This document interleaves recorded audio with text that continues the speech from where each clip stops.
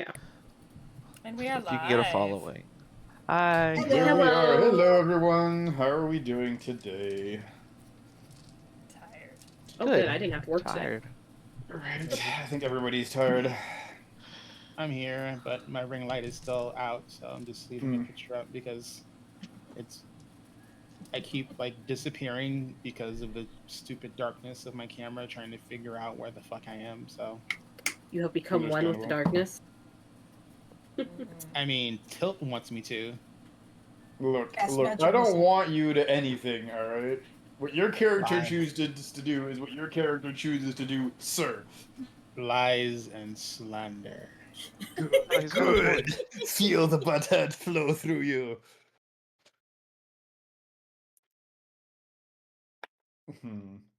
Alright. So, for everybody who's listening, we talked at the end of last episode, and Tales of the Outer Rings is canceled. No, I'm kidding. Jesus. All right, I'll see you guys Done later. with it. Right? No, bad Good night. joke. No, we decided, if anything, that yes, we had to end early because we had gone grossly overtime last episode, and I can understand it was quite the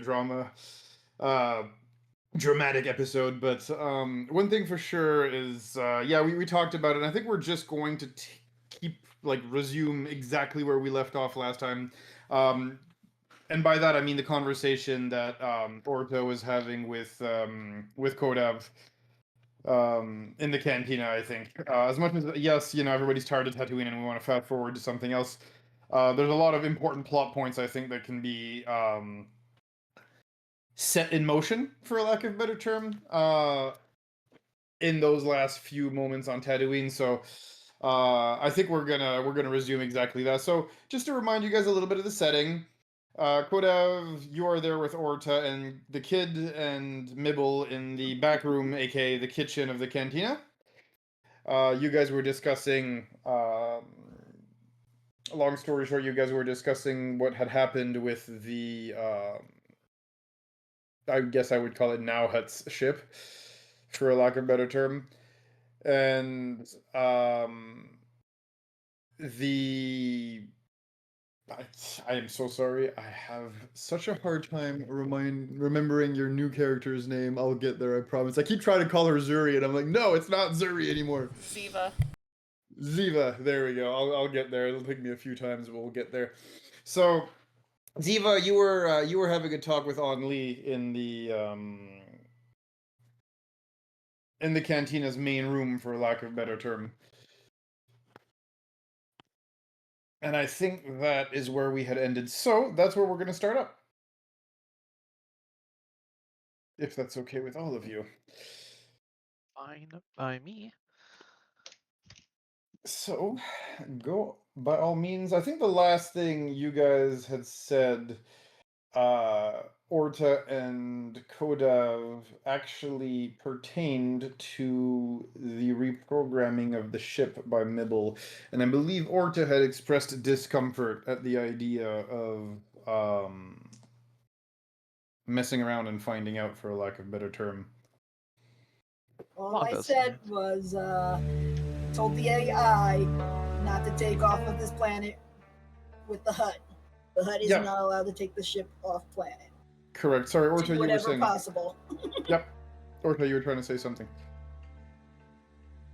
If memory serves, I had just learned that about the sort of sabotaging the data pad that we had given them initially, and then making it so that they are unable to take the ship. Correct. And you had expressed some level of discomfort with that, and that's where we had left the conversation, I believe, last time. Yeah. How to word it? This feels... The reasoning is sound, but it doesn't feel like the right path to take. We are giving him what he wanted. It's his own fault for not being so specific and not thinking ahead. Is he going to look at it that way? And how are we going to be affected in the future by this? If he decides to come off-world to come after us, good. less protection for him.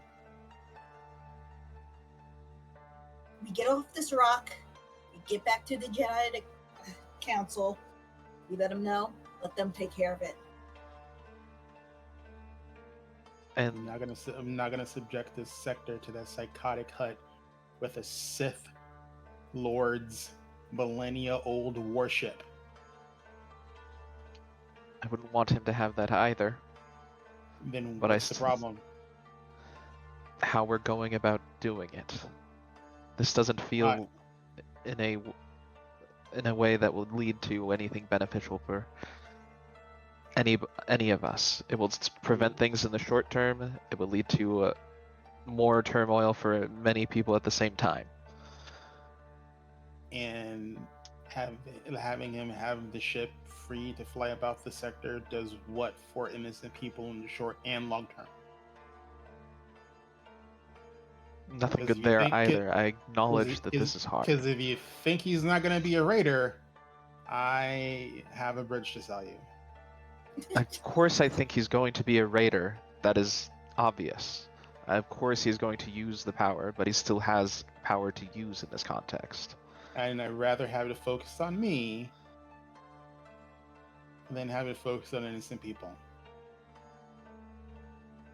Again, I'm not sure what the problem is. It just... He's getting what he wants. We're just making sure he can't do anything bad with it.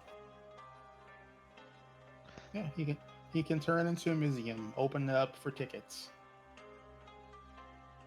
He can sell tours.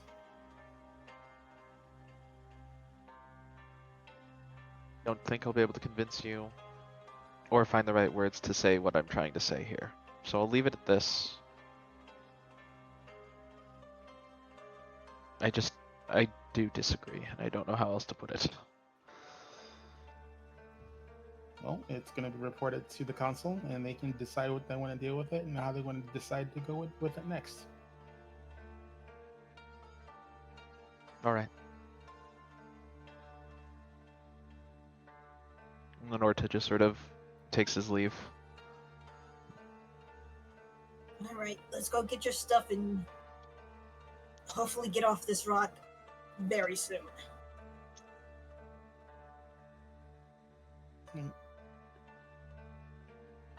Are you okay for taking well, it's a long walk.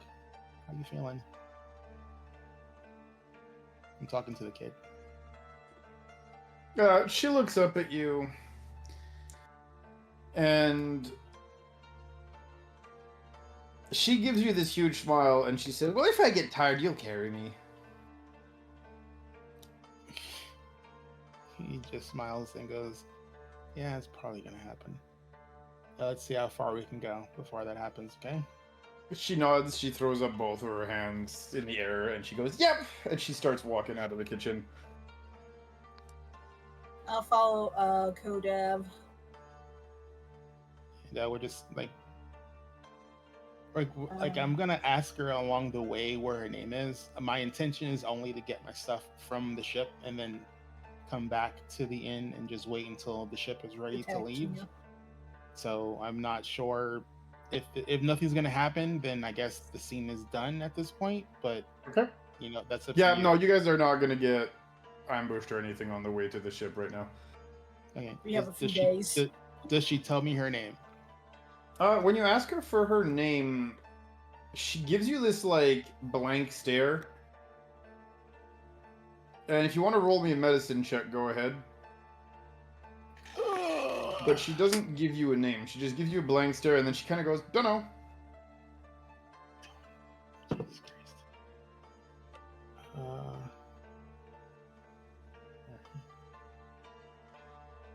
11 plus 8, 19. So, yeah, medic, you've been on the battlefield long enough to know this, or at least suspect this. You think that, you know, her seeing her mom get basically Rebecca'd by a huge piece of furniture right in front of your eyes, sort of potentially gave her a little bit of PTSD, and she might be kind of coping by just blocking off everything that happened prior to her meeting you. If only to just not, live the death of her mom on repeat right now. Okay. Give me a second.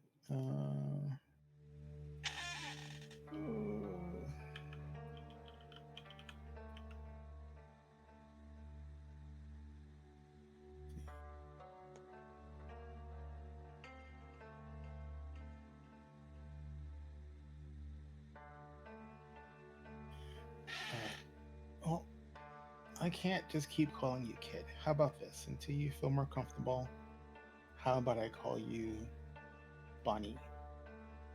Sure, that works. That's a nice name. Thanks, Dad.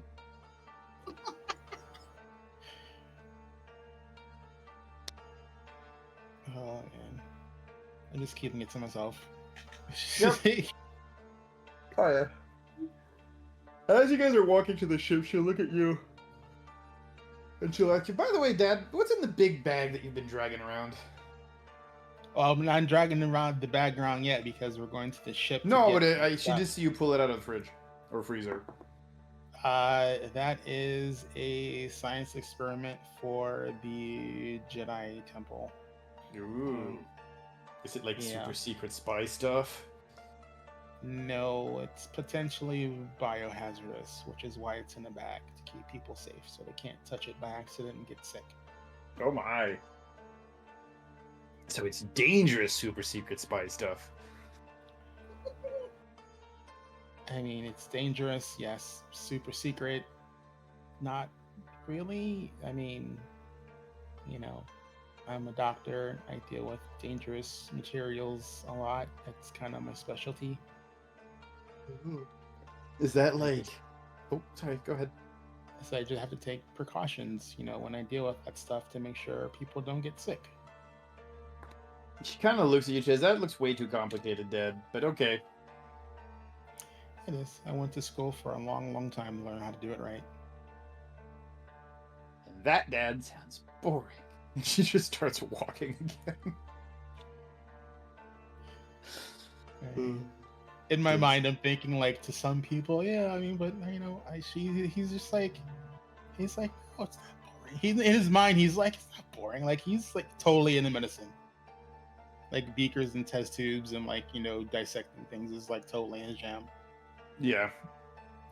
Though obviously as a kid who likes to run and do things outside, the idea of sitting in a classroom all day sounds excruciating, so yeah, obviously. That being said, while you guys are doing that, Orta, you had kind of stormed off a little bit.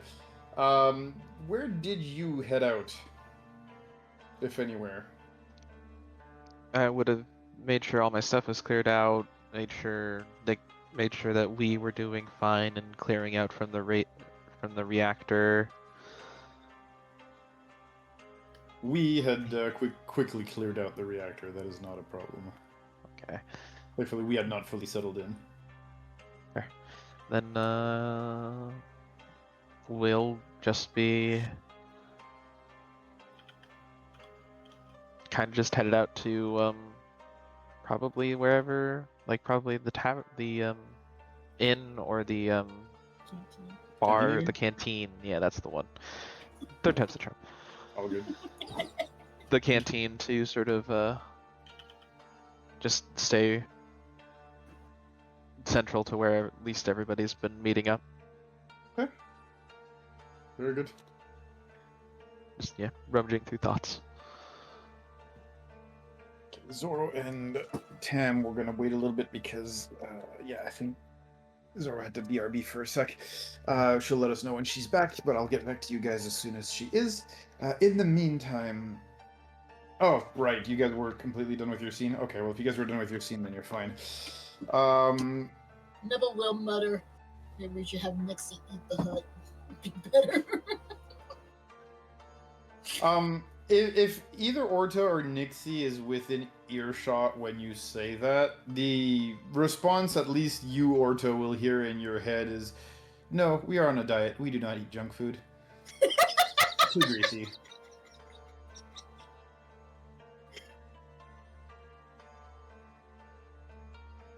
But yeah, on that note, the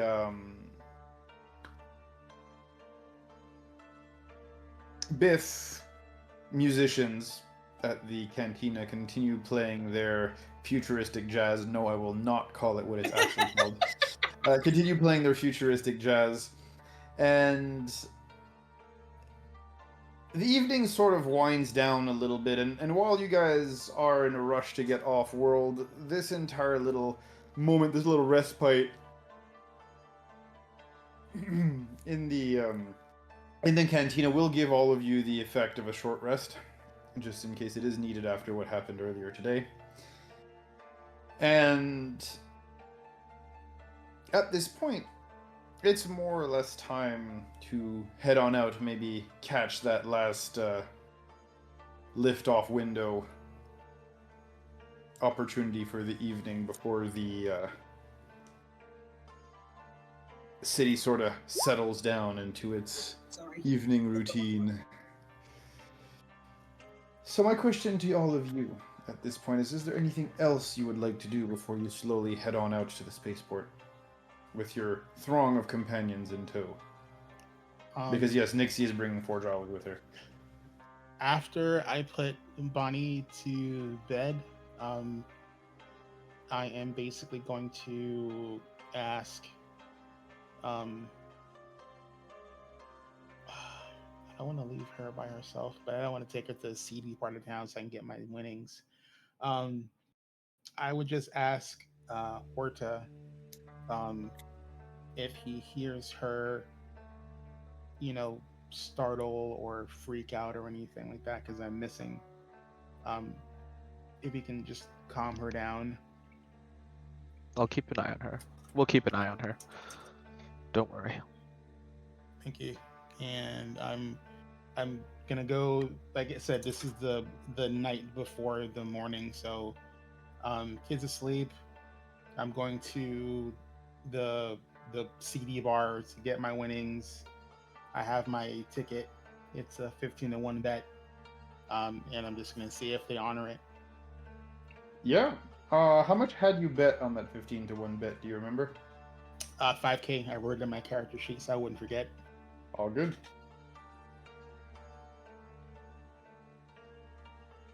So, you go to the person that you made the bet with, right? And as they see you approach, they kind of look at you, grin, and open their arms wide as they say, "Ah! Well then."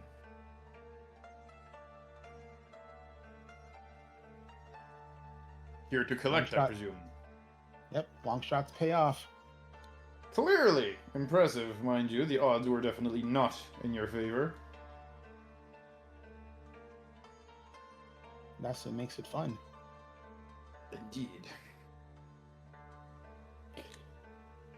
On that note, you are privy to him rummaging as he pulls out a bag full of money. And he kind of looks at you and he says, "So, local currency or Republic credits? What'll it be?" Well, I'm getting off this rock, so Republic credits would be preferable. Credits it is, as he pulls out a few chips, one for a 50k, one for 20k, and one for 5k. 15-1. Impressive. Not every day you see a payout like that. I mean, it was worth losing 5K for the payout. Clearly. But you're gonna spend it on, huh? Lucky man. Let's just say there's some pretty expensive equipment that I need for my med bay, and this is going right into that.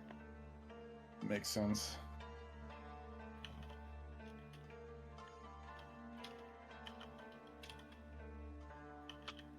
I don't know if my friend is going to stop by and participate in your arena.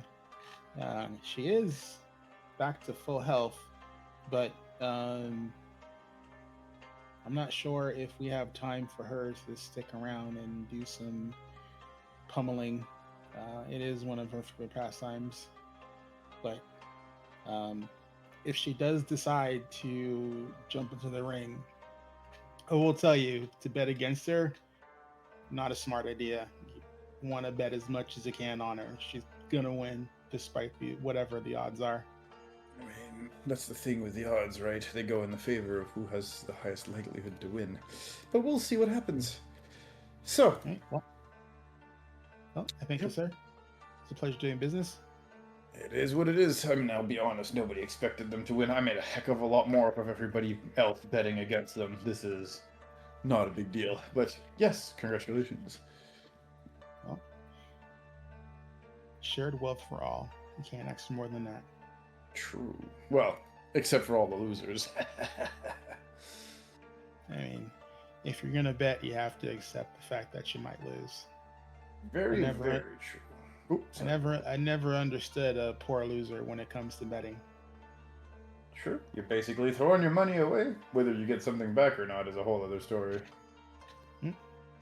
Well, my friend, if I'm ever on Tatooine again, probably never, I definitely will stop by and peruse your establishment. Hey, it's not like we're going anywhere, right? Yeah, I mean, you know, one can only hope. He nods. On your way out, he says, "Good night. Don't let the Jawa bite." Yeah. He as he's walking away, he says out loud confusingly, "They bite." Little did you know. It's like he's never seen a Jawa's mouth. He doesn't know what they do. Nobody's ever seen a Jawa's mouth. That's the joke. He heads back. If nothing else happens, he heads back to the inn. So funny you would say that. Yeah, I knew something was gonna happen. Because on your way back, you kind of loaded with 75k. Yep. Walking through a slummy city in the middle of the night. I am in the most lit parts that I can, and I am ready and willing to lop a head off. I'll run if I have to, because I can run. Mm-hmm. But if someone wants to, if it's like, just a small handful, I will be out of here. Well, this is what we're gonna have to see, as I need to make a couple of rolls to randomly determine what is about to happen.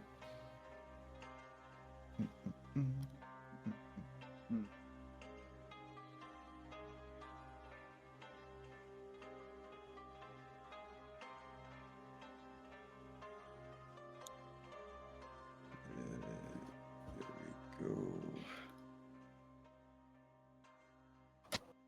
Is this the right art for your token? I'm just making sure I have your updated art for your token. Give me 1 second so I can drop it on the map here. Or if I'm still running the old art. Welcome back, sweetie. So, for what you've missed, Zoro, Kodav went to collect his earnings because he made a bet on the pod racing, and on his way back, as he is walking through a fairly seedy town, yeah, we're getting there we go. So, yeah, let me just get that token real quick for you, Kodav. There we go. There we go. Got it. Found it. Ha, perfect. Hooray for the search function. And let's roll some dice here.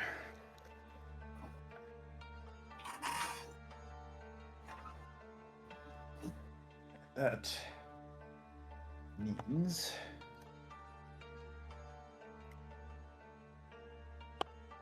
So as you're walking back, you notice for a couple of blocks, there's a pair of shadowy figures that are kind of hooded up and following you through town. Okay. So can I react the moment I notice them? Sure. What do you choose to do? All right. So I am going to let's see. Oh, that's right. Sorry, I had Pathfinder in the head for a second. Different action economy. I am going to movement-wise, start running. I Okay. am going to. Here we go. Sleep. Oh, they're both bonus actions. Okay, so I can do one or the other. So I start running. And then, as a bonus action, I'm going to invoke Wall Run. And I'm literally going to start running up the wall in, like, Okay. you know, a forward motion out of this area into another. Into basically, I'm going into this from this part of town to where the cantina that I know is. Mhm. And I'm basically going to keep using my bonus actions to wall run until I get to the roofs. Mhm. And then I will, as I'm running from roof to roof, I will be using Force Leap to traverse the roofs until I get to the cantina. Okay. Let me see here how many of those you would need, give or take.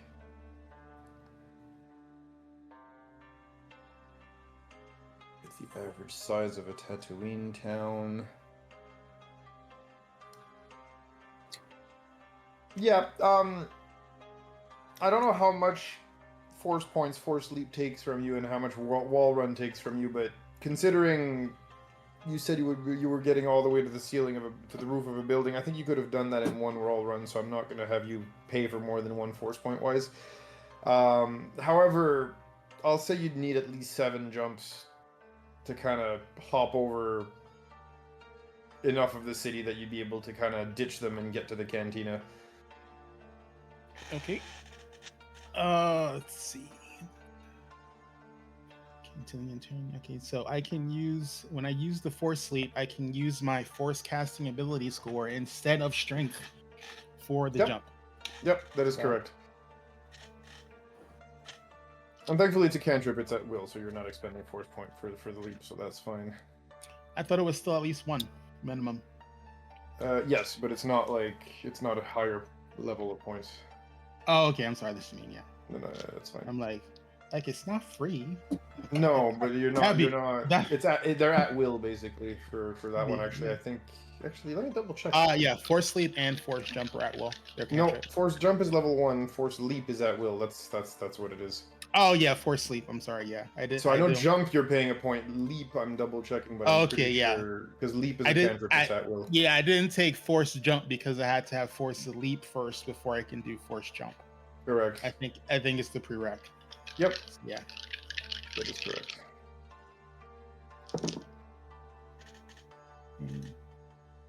All right. It's like super dark in here. Okay. Oh, some decent rolls. So let's see, +5 straight. So is it my force casting if I'm using a spell? Yes. It's your charisma or your wisdom modifier, basically. Oh, okay, so then it's a +8 and a +5. Okay, even better. No, it's your charisma or your wisdom modifier. So yes, it's a +5 unless you have like 24 to your charisma. Oh, okay, when it says so it's Force not using my ability score, not your spell attack bonus. Gotcha. Okay. Yep. So then my lowest roll is going to be a 14 is the lowest roll. Let's see. So 14, 16, 17, and then 219. So that's 24. Twice. Okay. So yeah, you'll make it no problem. Consider it doesn't cause force powers or anything. I'm not gonna make you roll 7 times the whatever. This is a-okay actually. Yeah. So you make it no problem. You ditch the crowd that was trying to chase you for your money, and managed to make it across town fast enough anyway. That you have a few moments to regroup with everybody and decide what you want to do next. trying to get off without having to kill robbers. Mm-hmm. It's like, again, why dislike this planet is so horrible that this is a valid occupation for people. True. So yeah, I get to the cantina. I ask Orta if, she made a fuss or if she had any issues. And Orta, she slept soundly through most of it. If anything, there was just one short moment where she kind of turned in her sleep and mumbled, "Watch out, Daddy!" and then just kept snoring and sleeping. Everything was sound except for a moment of clairvoyance. Okay. Didn't think she was force sensitive. I was gonna have the academies checked, but interesting. Well, I'm making a joke, but maybe it's real.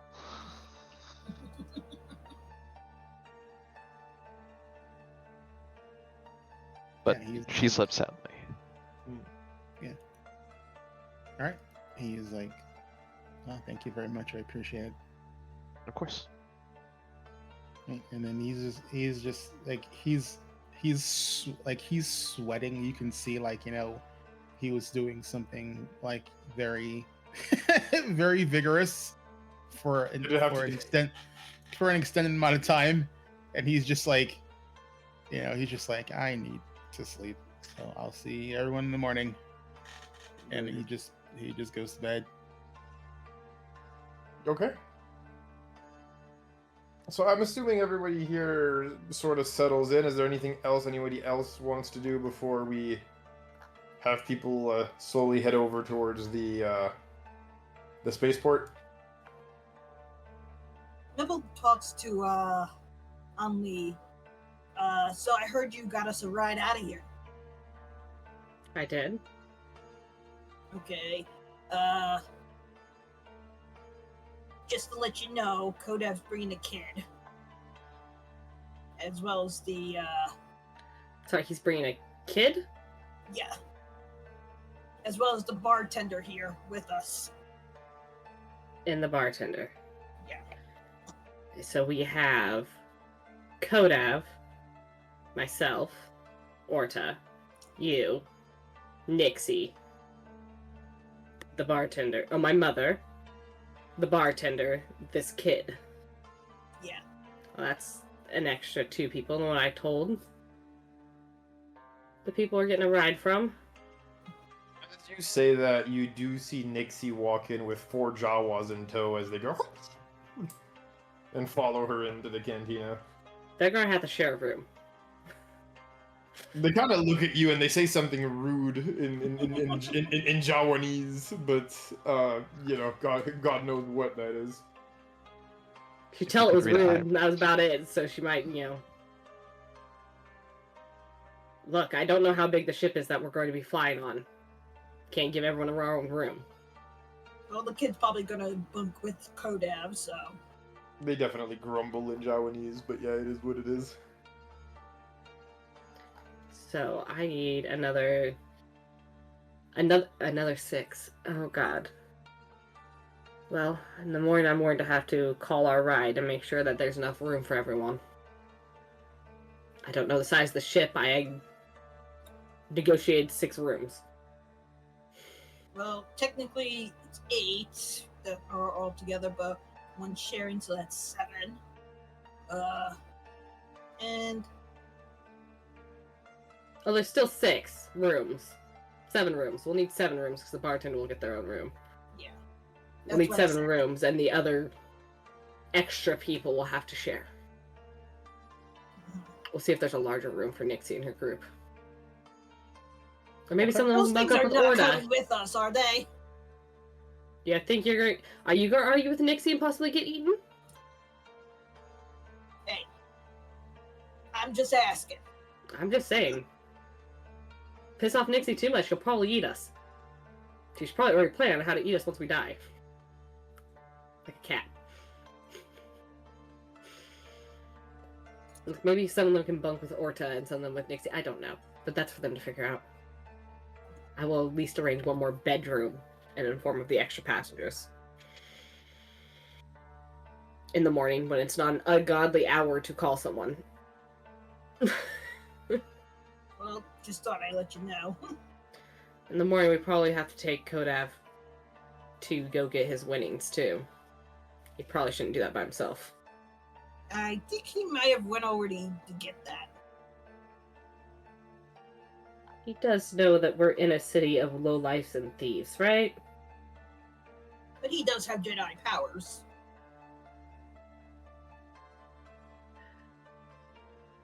Jedi powers do not make you invincible. No, but he isn't quite, what'd you say? Defenseless. No. But the more people you bring with you, the more deterrent it is for them to even attempt it. Why get in a scuffle if you don't need to? Whatever. Hopefully he makes it back. It was not a small sum he bet.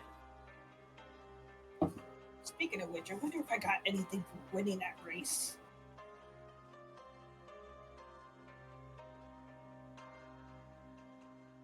I didn't really pay attention to what the rewards were. But whatever it was, it's going to come from our dear friend the Hutt. He did sponsor the race. I really don't want to deal with him.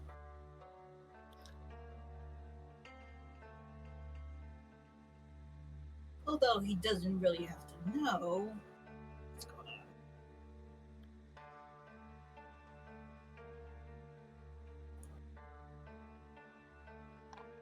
Is there a flyer or anything from the pod race that would tell me if I run anything? Oh yeah, you definitely won something. Okay. Would you like to know what you won? Yes. You won the tidy sum of 250,000 credits. Sion Lee, in the morning. You want me to help me go collect? The prize, it is written on the leaflet, is to be given to the winner by His Excellency Boadu the Hutt in person. Alright. Right. I think of all of us, either me or Orta should go with you for this one. I'm Pretty sure he might lose his mind if he sees Kodav again.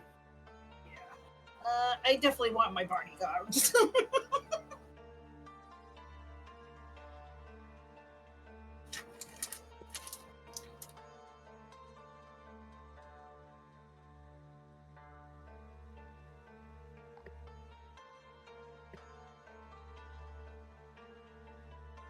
Okay.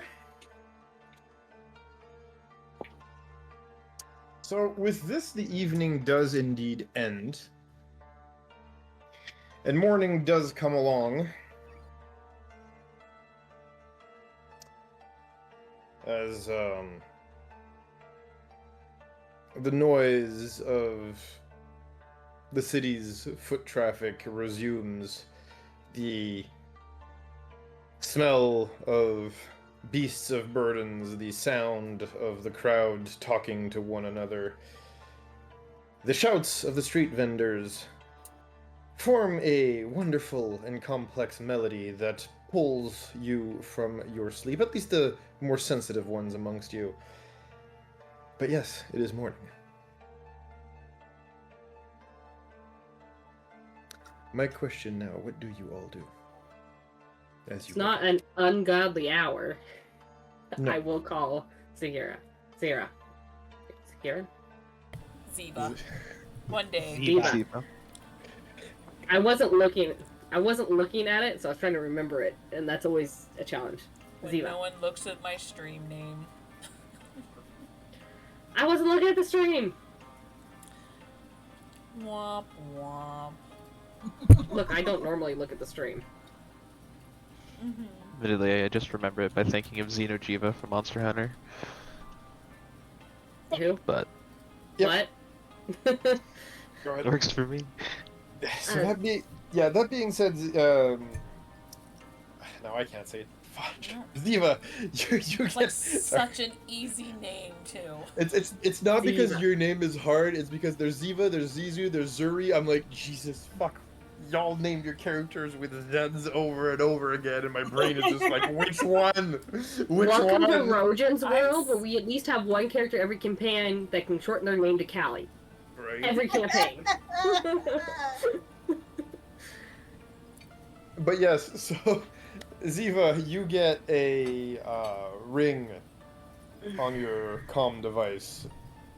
Early enough in the morning that it's not fun, but not so early that it's ungodly and you want to shoot someone in the face. Hello. Unfortunately, I've been informed of additional members of our group I was unaware of last night. How many rooms do you have in total? Well, and she kind of like sits there for a moment thinking, aside from mine, it's big enough for at least 10 rooms, but there's also space to put cots and whatnot in like the cargo hold and whatnot, but why? How many more? Well, I've been told that someone now has a child with them, the bartender, What? and an extra 4 on top of that. So Are they, apparently people have been promising rides. so they're not even with you? I just suddenly became a cruise ship?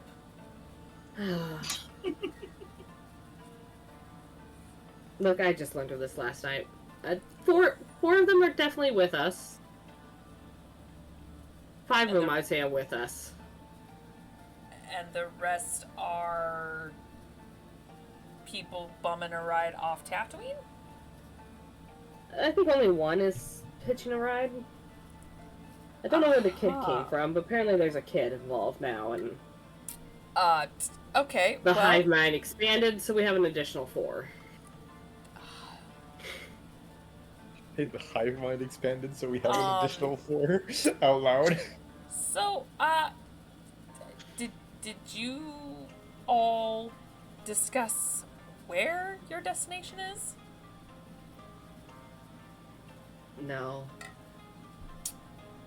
They have yet to inform me of that one. Apparently I'm the last to know anything. I am getting that feeling. Well, like I said, I'm here for at least another day, maybe day and a half, depending, so you have time.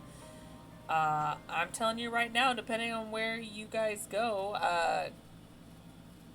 none of my business, but probably shouldn't bring a kid. But again, depending on where you're going.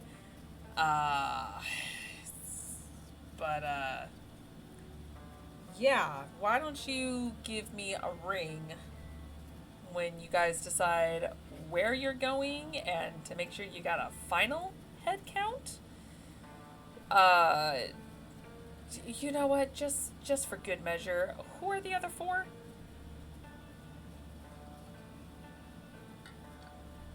Tender, a child, and 4 more members of the hive mind. Yep, you keep saying that. That means nothing to me. So what is that? Are you bringing bugs? I mean, one of the original members is a bug. Yes, technically. I don't think I cheat protest being called that, though. She's a bug race. Okay. Might have integrated a few Jawas into the hive. Oh, yeah, fuck no. Jawas are not allowed on my ship. Oh, they don't behave like Jawas anymore. They are well controlled. One mind thing does that. I hate to say it, but that's I'm gonna have to put my foot down on that. No, I will let the bug slide. No Jawas. That's fair. I'll talk with them. Appreciate it. I'm gonna be around the main market. Which I actually should have asked. What are the where are they at? exactly? Like, which part of Tatooine? Like, Anchorage or somewhere else? Yeah, it's one of those big cities. It is Anchorage. Okay. Specifically. Okay, yeah, so that would make sense. Okay, yeah, so she'll say on the comms, I will be doing some provision shopping at the huge shopping, or the market strip over on the northern side of Anchorage. So if you bump into me, I'll be there. Otherwise, you have my comms. Just give me the details, and yeah, we'll go from there. Sounds good. I think we just need about another day to wrap up our affairs. That's fair. Well, like I said, you got the time, so unless some We'll be in touch. shit falls into your lap, I think you should be good. I feel like that's been this entire trip, but hopefully it stops. Hopefully this is the end of that. Well, fingers crossed for you. We'll keep in touch. Appreciate it. She'll disconnect the call. Yeah. And I'm gonna go find Orta.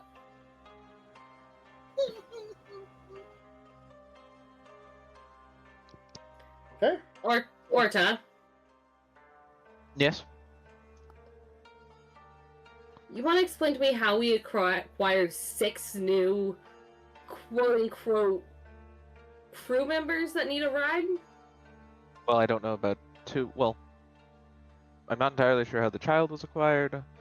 I believe... I'm not entirely sure about the bartender either. And the new members of the Hive have been around actually for a while now. Yeah, there's a small problem with taking Jawas onto other people's ships. They're kind of seems known to of be an doing issue. one thing that they did to our ship. I know. I'm well aware of it. Passage to them has been However- denied. So unless you have another plan to get us off this goddamn rock, we can't take them. We will discuss. Though we are not inclined to leave members of our family behind. Don't know if you want to try and convince her that they're not going to behave like typical Jawas, but it's going to be a hard sell. We can certainly try. Nibble's sort of like listening in, is like ears perked up.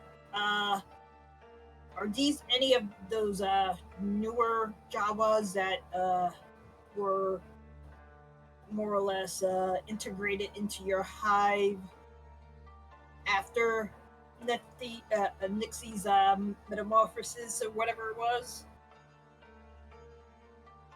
Well, they...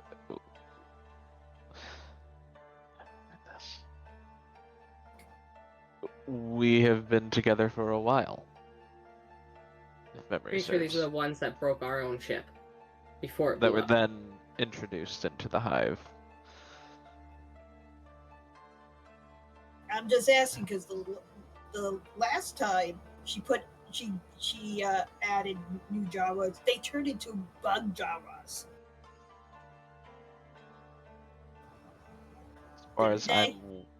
As far as we're aware, Jawas are Jawas. People care not whether or not they have an exoskeleton or not. Yeah, she didn't seem too keen on having a bug on her board either, but, I convinced her that Nixie was fine. That's about as far as I'm willing to try and sell it. While you guys are having this discussion, you hear some noise coming from the cantina's main room. And you see one of the patrons who's basically drunk, like very much drunk. Oddly drunk, actually, for how early in the morning it is. You suspect they've stayed there all night and just drank the whole night away. Gets up, right, and kind of teeter-totters, then kind of like bends over and just vomits right next to one of the Jawas. And you see him like kind of lose balance, and just as he falls, just kind of grab and just tear a little bit one of the Jawa's like cloaks or cloak dress overalls, whatever you want to call it. And the two Jawas look at each other. They babble something in Jawaiese, and you see one of the Jawas, the one whose cloak got torn a little bit, just kind of like bends over, puts a hand on the back of the man who just kind of like fell face forward in a pile of his own vomit, and he just babbles something into the Jawa language and pats him on the back. And he's just kind of like teeter-tottering his body forward as he pats the guy on the back over and over again, in almost like a shamanistic movement. You know what I'm saying? Like when they're in a trance. And he's mumbling, you know, like they kind of do. And the patron just kind of sits back up, and where his face was kind of oily and clearly showing signs of intoxication, he looks very much sober now and disgusted by the fact that he vomited on himself. The other Jawa kind of looks at the first one's cloak and just kind of grabs the two ends, puts them together, and just mumbles something under their breath. And you see the tear in the cloak mending itself. They then just kind of hop back on the booth with the other two Jawas and remain like resume mumbling at each other under their breaths. You know, last time I knew, Jawas could not do that. They still have a reputation. Convince her that reputation doesn't apply to these ones is not going to be easy. I'm not saying that, but... I mean, Nibble, you of all people know they've ransacked our ship. Yeah, I'm well aware of that. And I'm still peeved about that. But, again, I'm more peeved that you-know-who kind of destroyed their ship as well. And then took another one from us. Well, we lost that no one in a bet. A poorly made bet, but a bet, nonetheless. So he didn't take it. One of the other Jawas hops out of the booth, goes to the bar, puts a glass under one of the taps, but he can't quite reach the lever for it. So he kind of just looks up at it and just kind of goes, and the lever just kind of like leans itself, and booze starts to pour into the glass. Not almost not my circus. Have fun, Orta.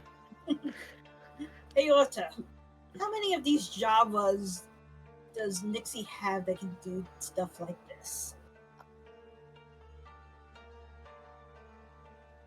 I would like to delve into the Discord call and see how many of the Jawas are in the hive. You only hear the voice of these four. We have 4 in the hive. These four specifically. We have these 4 in the hive. This is just a gag, but No, Nibble just sort of just... Sorry. go ahead. Just for a gag, Nibble sort of just jokes. Maybe Nixie could leave a queen here and start a Java Jedi hive to take on the hunt. I don't know, put them in a trench coat. Stack 3 on top of each other. We are not inclined to leave behind our family. Well, you're going to have to figure out how to convince her to allow Jawas on our ship. They have a reputation. Something you're going to have to fight against. Indeed we do. That being said, I think we have an errand we need to run.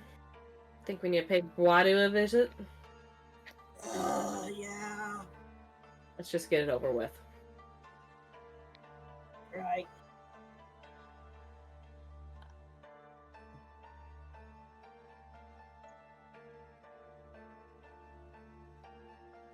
I love watching the DM facepalm every time I say his name wrong.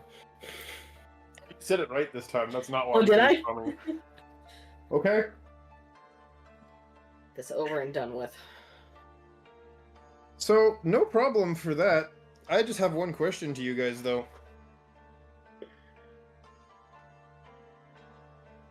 Where do you go? The You mean flyers off- say where we can find our winnings. Oh, you mean where are they going? Okay, I thought you meant off-world. Okay, never mind. No. I'll be quiet now. I meant with regards to finding Boadu. Because no, the flyer says that the prize is to be given by Boadu in person to the victor of the race.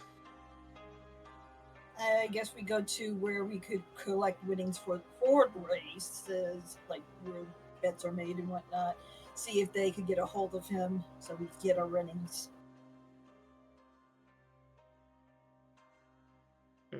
Before we head off, though, if you can figure out where we're heading to, I do need to inform our ship driver of that. We were assuming it was along the lines of heading back to where we had started. Not where we found you, but before that. Tython, that's the one. Okay, I'll see about that.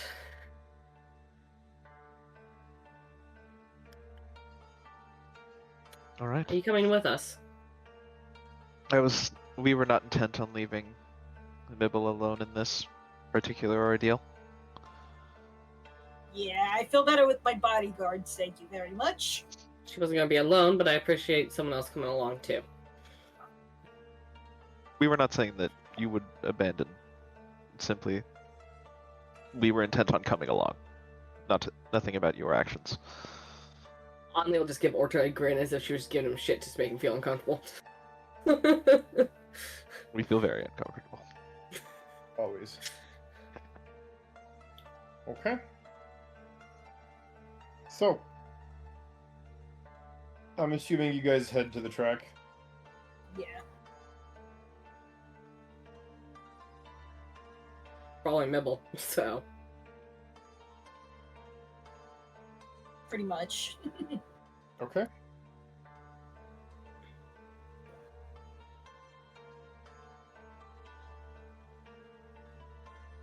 So, when you guys get to the track, you can see people are already like taking apart the bleachers and everything, right? As the race is over for now.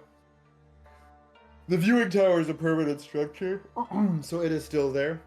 But as far as the bleachers go, yeah, it's indeed. They're indeed already taking apart all the temporary structures, I guess, if you want to call it that. Sadly, no sign of the hut, but there are a few people who seem to be directing the workers and telling them what to do when it comes to taking things apart. I see if I could get some attention of somebody who's in charge that might be able to get in touch with this guy. Okay, so what do you do? Hey, buddy, got a minute? I'm not your buddy, friend, but what do you want? That hut fella, I need to talk to him. Do you have a way of contacting him? You mean Boadu? Yeah. He kind of looks at you, tilts his head, goes, maybe, but that's confidential information. Give me a good reason to give it to you. I'm the pod race winner and I'm here for my winnings. Like I said, that's not my problem. You want to talk to Boadu, I'm not allowed to give out his personal information. I'm not You asking kinda- you to give out his information. I'm asking you to contact him from me. So he can get his slug ass here.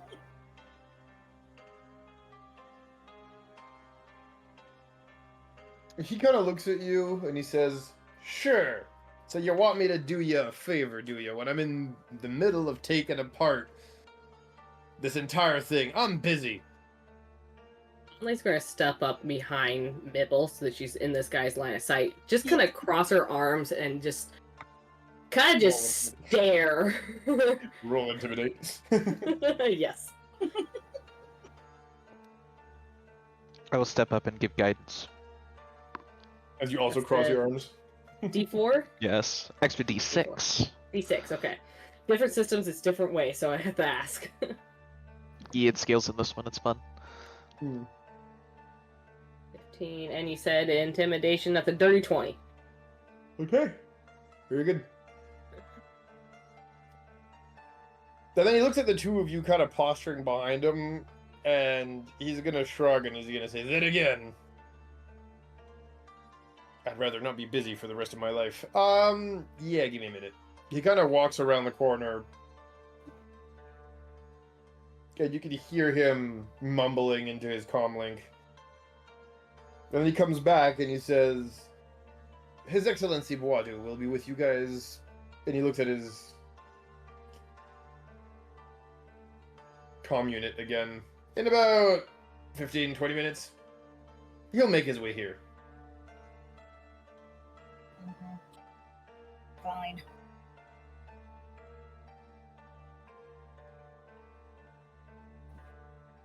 Bibble Well, finds a place out of the way just to stand by and wait.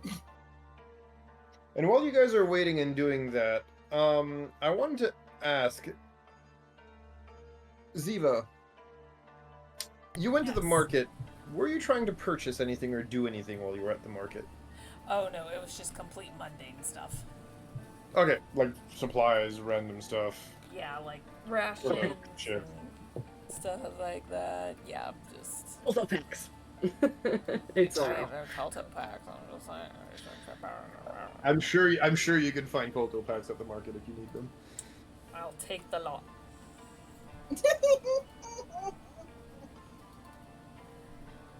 Give me a minute. The new Do you collection. expect anything less? No, I'm looking how much they cost.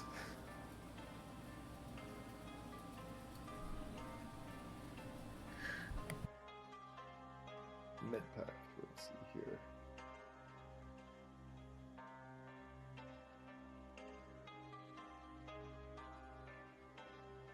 Ah, there we go. It's with a C, that's why. Thank you for spelling this properly. Medpack.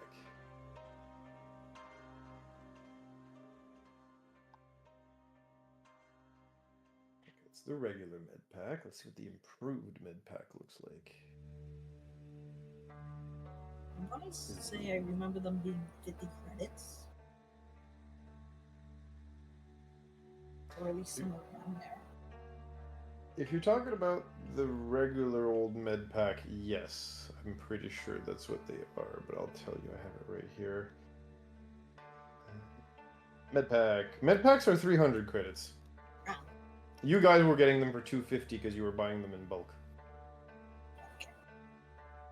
I mean, I'll buy in bulk. Okay, you wanna see if you can scrounge the price down a little bit more? Give me a persuasion roll.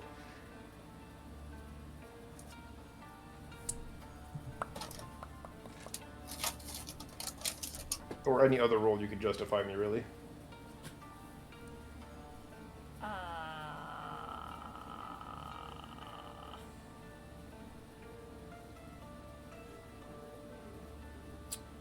You know, I'm willing to try to convince them that it's for Wadu. Okay. We're throwing a little deception in there. I like it. Mixed in with a splash of intimidation, you know? That is, I can't math. That is 19. Okay. Yeah, no, you mentioned Boadu, and, you know, they saw you at the pod race. On top of that platform, so they know you have something to do with them. They don't know what, and they're not gonna ask. Yeah, you could buy the basic med packs, or he actually pulls out a crate and he says, I mean, we also have these improved ones if you're interested. What are those gonna set me back? Well, here's the thing. They're vastly more effective than the How regular much med so? packs.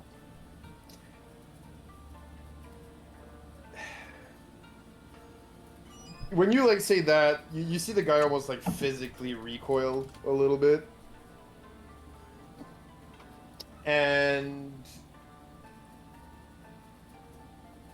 he nods and he says, well, the regular ones are usually 300. I was going to have you, take the improved ones if you wanted for 450, but considering it's you and you work with His Excellency, I'll let the improved ones go for 400. 350. Give me another persuasion. Or intimidate, whichever one you prefer, really. It's the same roll no matter what.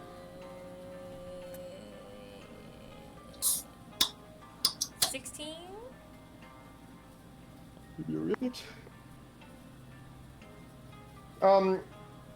You say that, and you see him, like, the poor guy looks like he's gonna crumple on himself, but he just goes, I'm sorry, but at that price, I'm gonna sell them at a loss. I have a family to feed, please, we live on Tatooine, like, come on.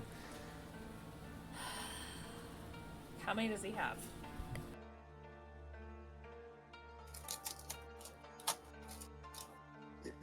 Give it, go. You're in luck. I rolled 2d4, and it was double 4s. He has 8 for sale.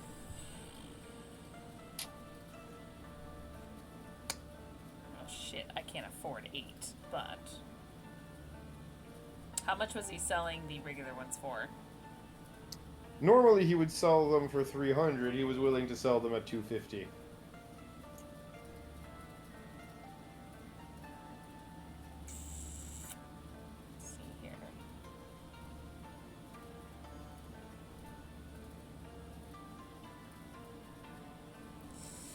I'm mathing, hold on. Ugh, I only have enough to afford 3. I don't have money. Do you remember this though? The improved ones give you 3 hit dice plus con worth of HP. The regular ones give you 1 hit dice plus con of HP. So you're actually technically getting a better bang for your buck with the improved ones. No, but okay. I need to get into the double digits.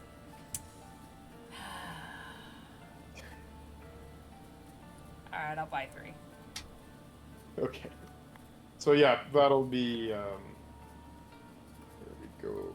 You guys agreed on the reduced price, I believe, of 400, so yes, that is 1,200. Jeez, you mathing faster than me. I have a calculator. Right. Well, then you pulled out your calculator faster than I pulled out mine. I had it out ready, so I was like, oh, okay, that's why. So that being said, on that note, you guys do end up bumping up with Boadu when he finally shows up at the racetrack in all of his slimy glory, as he sprawls himself across the ground and drags himself to you guys. You can see the mucus and the sweat just kind of, I don't want to say water falling off of him, but he's not having a good time in the heat today. Yes, Nibble sort of make this gag motion a little bit.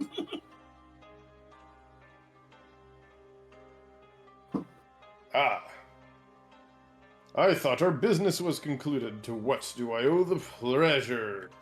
Well, have you come to inform me that my ship is ready? Not yet.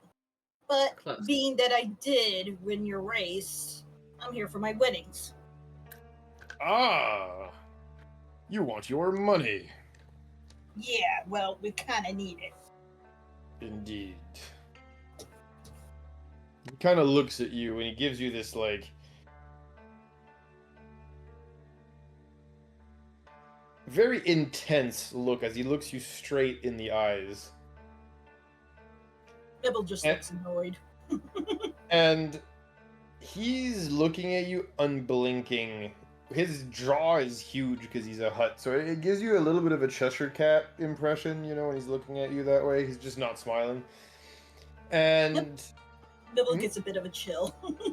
Yeah, and he kind of cranes his body because he's a lot taller than you are, right? So at this point, he's doing the thing where his whole upper body just kind of unnaturally just kind of like stretches so he can bring his head down to your level and look at you eye to eye almost. And when he says that, he says, "No problem. I honor my debts." Right. And then he looks at you, Mibble, and he says, "Make sure you do the same. I intend for my ship to be returned to me in perfect working order." Yeah. And he's still looking at you right in the eyes, and he tells you, "Tell me, will my ship be returned to me in perfect order?" Yeah, the ship's yours. Just give us some more money so we can get off this rock. Give me a deception roll, please.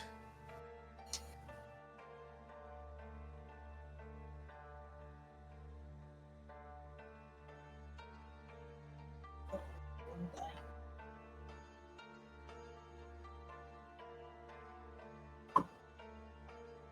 That would be a 21. He looks at you.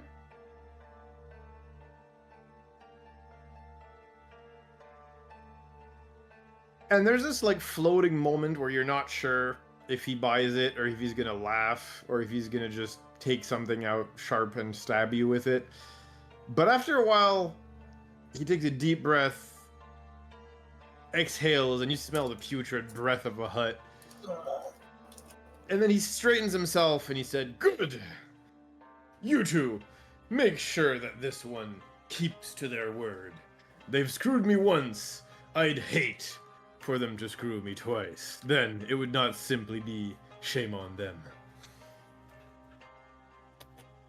As that is said, the hut kind of coils onto himself, turns around, and just slowly does the caterpillar thing as he slinks away. He's not fast. Did he give Mibble his money? Yep. You have a pouch with a whopping sum of 250,000 credits in it. Enough for you to retire, actually, technically. All right. Why don't we get going then? Yeah. Orta, we have about the rest of the day for you to do whatever you need to do with your Jawas, or figure out what... or talk to Ziva about them.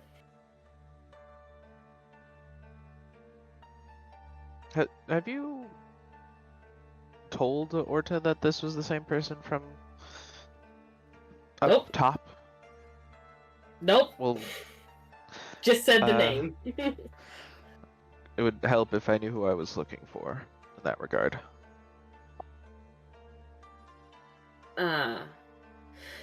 You remember the individual doing business with Boadu yesterday? Yes. Them. She offered a ride. I see. We're not really in a Certainly kind. position to turn it down. That, and she didn't really seem to... It seemed like she was doing business and nothing more. I see. Alright, I will figure out some sort of route with we will figure out a route in regarding the hive.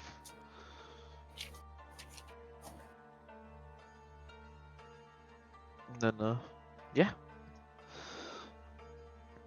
Orta will sort of reach into the Hive Mind Discord call to discuss with Nixie as we head back to the canteen. Yeah, we'll have that little conversation real quick. So go ahead. What do you ask Orta here? Or, I mean, what do you ask the hive mind? What do you ask us? We are not inclined to leave behind our family, yes? We would rather not. We have been taught that family is important. Family is not food. Family is not to be left behind. Sort of the sense of pride probably gets projected into the hive when Orta hears that. And You feel warm. You feel warmth from the hive mind. Yeah. Like, we need a way for the person giving us a ride to see that our new family members will not be threats to the well-being of their ship, and possibly even beneficial to the ship. Can we guarantee that our prior nature will not come to bite us?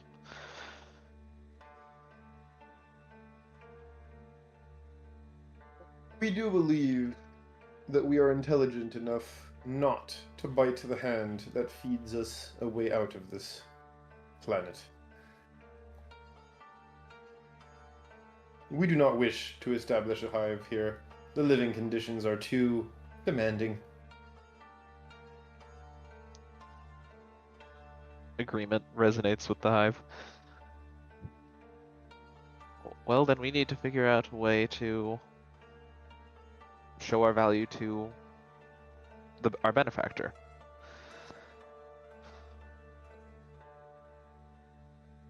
Okay.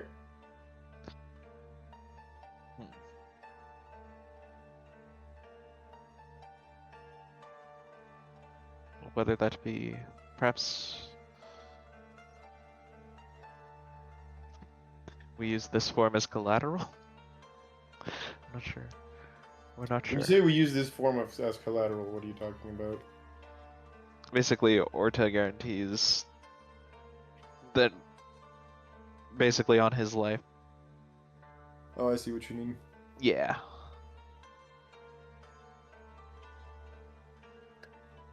Then you kind of see Nixie tilt her head and she looks at you and she says, "Actually, we have an idea.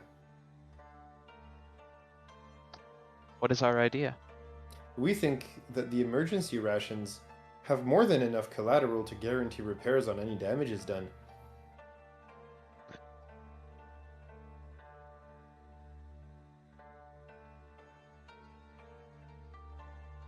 While that is true, we are not the ones to lay claim to that collateral being used, so if Mibble chooses to offer it up, that will be welcomed, but it's not our decision to make.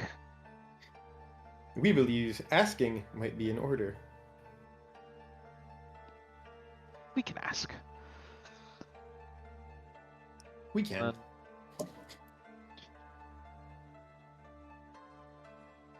Yeah. As we are headed back, I imagine we're all together. Orta reaches out to Mibble. Yeah, what's up? Would you be willing to offer up some of your winnings as collateral should things go awry? How much? So the scaling of this is like each credit is like a gold piece, right? Give or take. I mean, a skilled artisan makes about 10 credits a day. The amount Mibble just made is positively astronomical, and the fact that the hut paid out is normally unheard of. You're basically a superstar on the planet, Mibble. Like, whenever you're going out, people recognize you right now. You've won a race, like the pod race to end all pod races. It's run only once every 4 years, and whoever wins it is very much recognized as a champion. Well, considering your level of fame, the level of fame of the race you were just in, I imagine the winnings is well broadcasted. So perhaps a paltry 10,000 credits? Considering what you have, that's not nearly much, and considering it's just collateral, perhaps you won't even have to give all of it. Or any of it, for that matter. Or any of that. It's like a down payment or a bet. Sure, why not? Though I they may will, haggle, realistically, knowing this planet.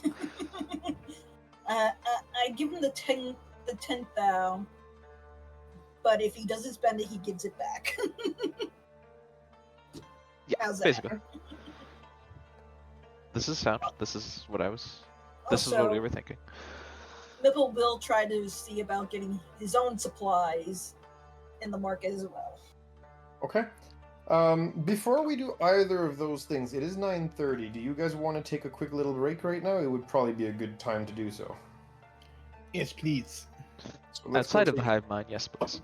Yes, I think we will take a little break for, say, 10-15 minutes, and we will start up again at that point once everybody's back. Sounds good. Let's try and make it 10 minutes. Alright, see y'all in a bit. See you in a bit. Meow. I'm waving.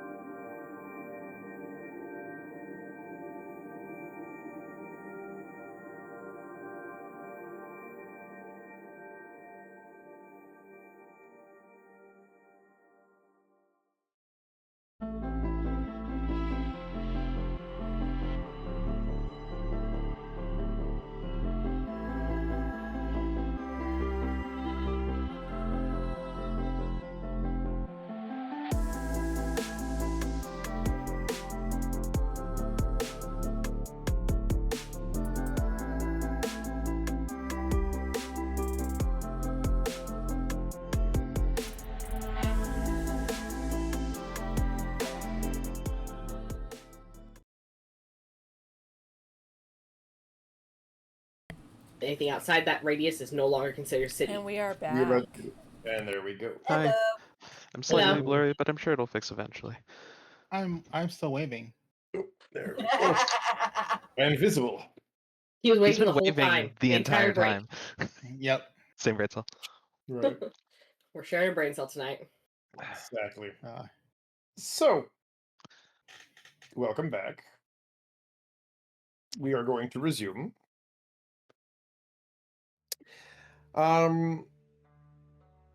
Your little conversation with Nixie and then subsequently with Mibble being finished here, Orta. Do you call up Zeri? Ziva, not Zeri. Wow, I really can't. Ziva. Ziva. All right. Yes, do you call Ziva? I don't believe I ever actually got the number from yet, so not quite. Also, I have issues with comms, no mouth and all. Right. Telepathic true. talking. Very true. So what do you And decide Mibble to do then? wants to do shopping. I would head back to the canteen, and hopefully Ziva is there. If they are not, I will wait there because that's where I know I can find them. Or, Anli, would you be able to contact Ziva for me so that I can, so that we can, what's the term?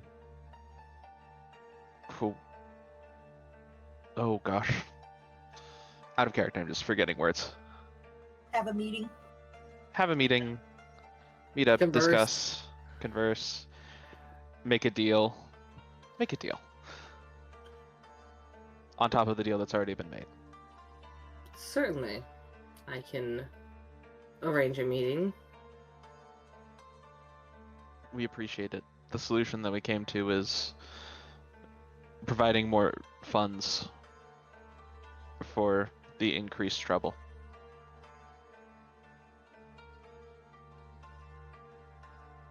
Hopefully that's enough. Yeah. So I'm going to... I'll probably just text Ziva rather than call her again. But just send her a message asking if she has time to meet with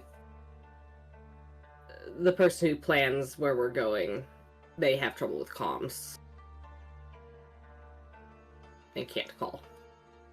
So that's the message that Ziva gets. She'd probably reply back saying any place you had in mind, otherwise Cantina, question mark? Cantina works. Time?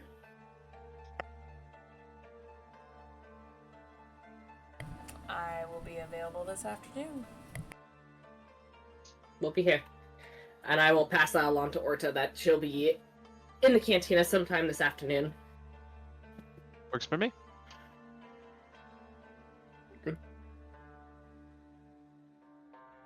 So before we move on to the afternoon, you said you wanted to do a bit of shopping, yeah? Yep, Mibble wants to do shopping. Okay. What do you go to buy? Let's see. Well, I do also want to get med packs, but also I'll see if they have anything else that's interesting that piques Mibble's interest in terms of devices and whatnot. He had lost a few before, so. Okay. So let's start with the med packs. Mhm. You go to that same person that you know sells all the healing products here. What do you do once you get there? I sort of look at his wares and ask him if he has med packs for sale. He says, yeah, I do have a crate full of the old med packs. As he shows you a box full of med packs. How many? There's 10 of them in there. The regular 10. kind. Alright. How much? He looks at you and he says, yeah, it's they're 300 a pop. Can I get them for any lower? And he looks at you and he's like, really? You just won the Bonta Eve Classic. You're loaded, and you're trying to jip me for 50 credits a med pack? Really? Hey, you can't blame a guy for trying. Yeah, well, you can't blame a guy for saying hell no. Alright, so he has 10. Okay, So Yep. I'll take the 10. that's 3 grand. Please and thank you. Yep. So, do you go to pay him with the money that Wadu just paid you? Yep. When you go to pay with that money, he looks at the money, he goes, those are Republic credits, man. And Dude, this is Tatooine. We don't take Republic credits. You should know this by now. You've been here for what, how long? I mean, they'll take them on most other planets, but here, nah, man. I never had an issue before.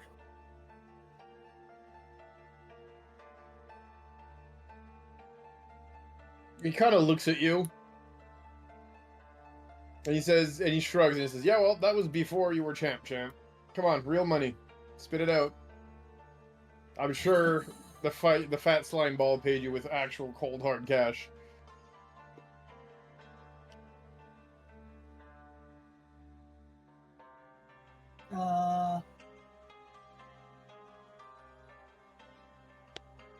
What did he pay me with? So, did he give me the Republic credits, or was it something else? Oh no, he paid you in Republic credits. He didn't pay you in the local currency. Yeah, so he gave me Republic credits. So, they kind of look at you and they kind of like do the thing where they're kind of like squinting their eyes a little bit. Let me roll here real quick. and he just stares back as to say, "Yeah, I'm not BSing you." It takes a while, but then they like kind of like widen their eyes a little bit, and they say, "Oh yeah, he really did pay you, huh? In Republic credits.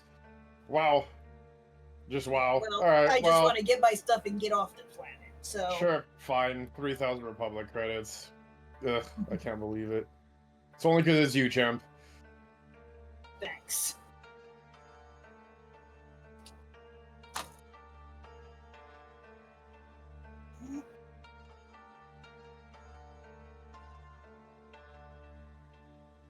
Okay.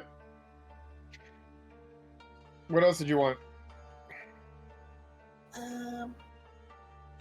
Maybe we'll look around like any of the like tech stuff tables and see if he finds anything that catches his eye for like weapon add-ons and such. Okay. You look around for weapon add-ons and whatever, but most of the stuff here seems to be junk. There doesn't really seem to be any like fancy parts or anything like that. If anything, the last time you came to town and came shopping, I remember you bought a couple of parts. They don't seem to have found anything new since then that would actually catch your eyes. It's only been a few days after all. Right.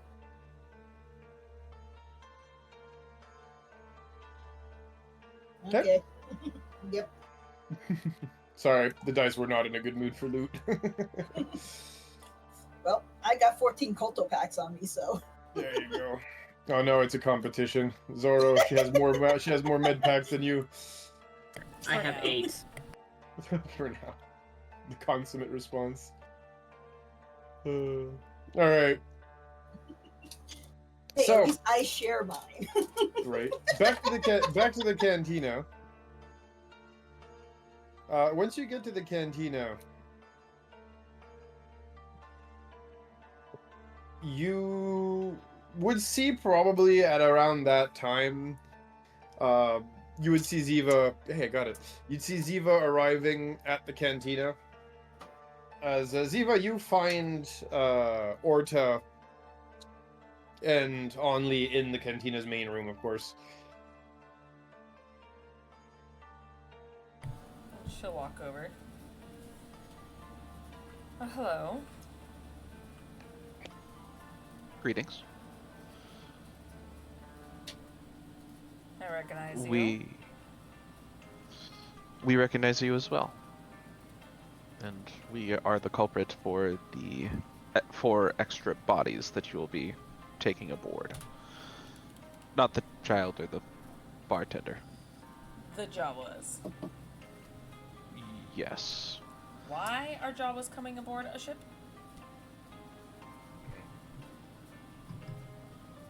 Because we are family. Are these Jawas you just met?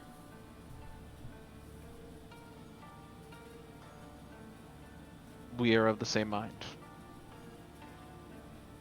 For like a week. She's like giving him like a look like, really? How to put this? We are of the same mind, and as such, we are family. We are not inclined to leave behind our family. Oh, you're one of those.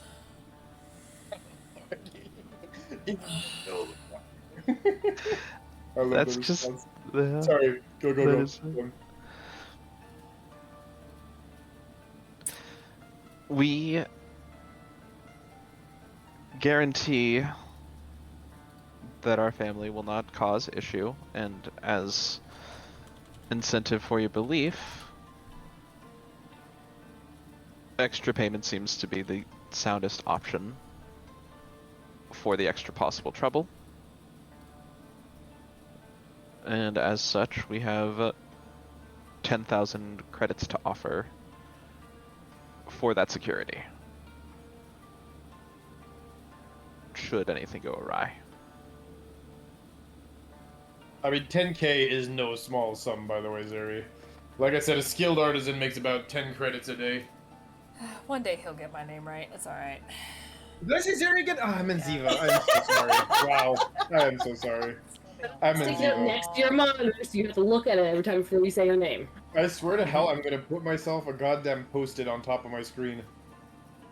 Right in the middle, like right Just over wait till we Zora's live face. like, You together. don't right there have to under look at the her, you camera. just have the name. Just wait till we live together. I'm just gonna throw something at you every single time until you get it right. It's gonna be Maybe I'll like Pavlov's method, and it's eventually going to get there. Maybe I like that. She'll raise an eyebrow and she will just kind of stare at Orta for a moment. It's a pretty hefty price for bringing some Killick hive mind brainwashed whatever onto my ship.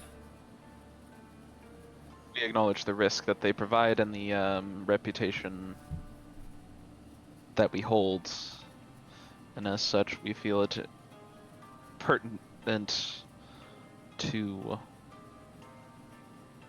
provide an equivalent reward.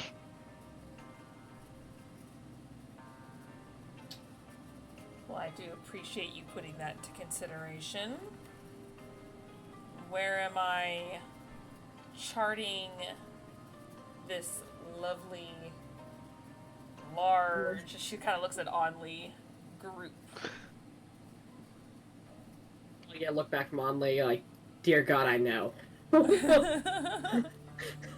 She feels the pain. We are headed towards Tython.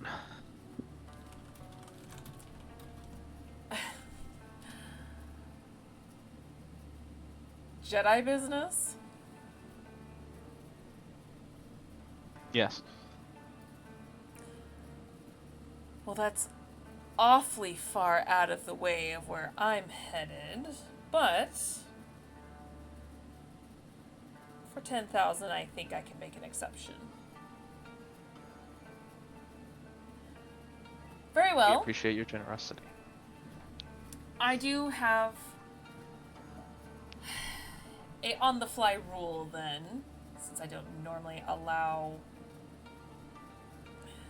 no offense, weird bug mind Keelik types, let alone Jawas. As long as you guys are okay just bunking in the same room. Better to keep track of you that way. No offense. We expect this.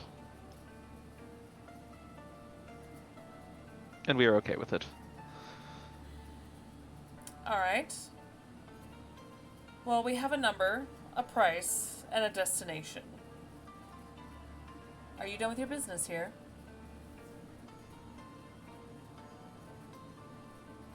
We are not sure if we are done. Mibble wants to get off this rock as soon as possible. I know we are all very keen on leaving. And I believe we are all done. Yes, that is what Anli was telling me. So if you... Obviously there's just a couple of you here. Your entire group's not has not rejoined, so if you like, I will be in Bay 33 at the Anchorage docks. Meet me there. We'll leave this evening. Understood. Appreciate. Oh, and she did tell me a bug. Did not realize it was a Killick at the time. Bring your own food for it, please. We have food covered.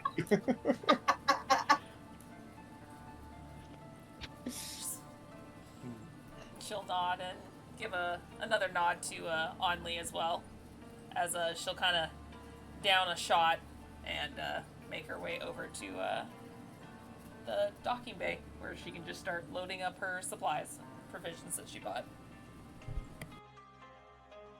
Perfect. Okay, very good. It's at this moment that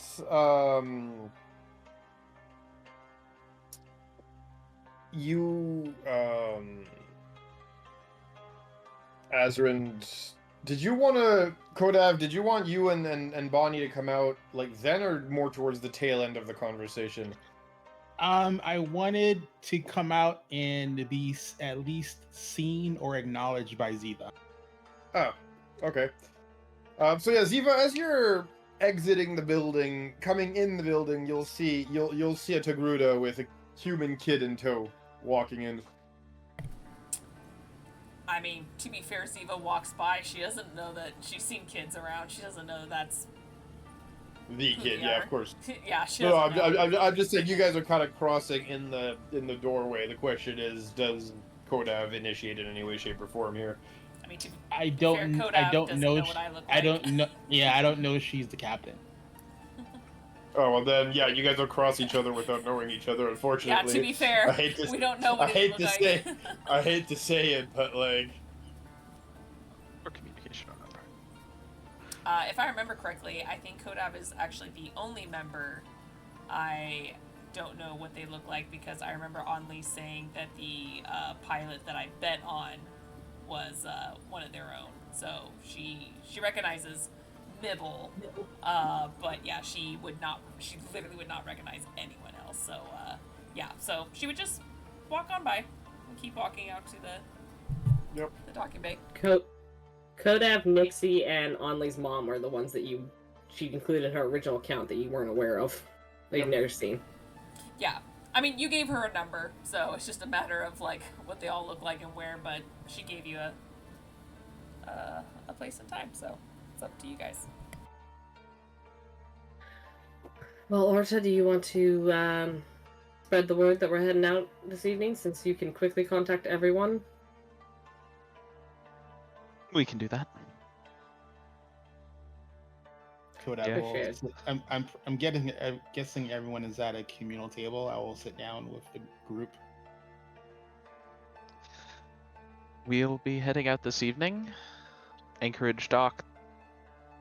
You just walked past the pilot, as it turns out. Oh, as okay. They were leaving, so yes. But yes, we are leaving this evening. We will be off planet very soon. Thank God. Over whatever celestial being there is. I'm presuming Thank the Force.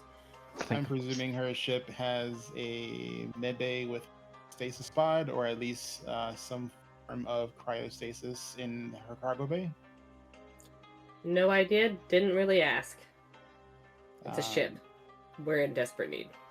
Beggars cannot be choosers. Well, if it's a ship big enough to hold us, hoping it at least has some of those accommodations. I already put aside some funds to pay for the space. Okay. Speaking of, Mibble, you aren't getting that 10K back. Fine. Thank you for paying passage. Whatever.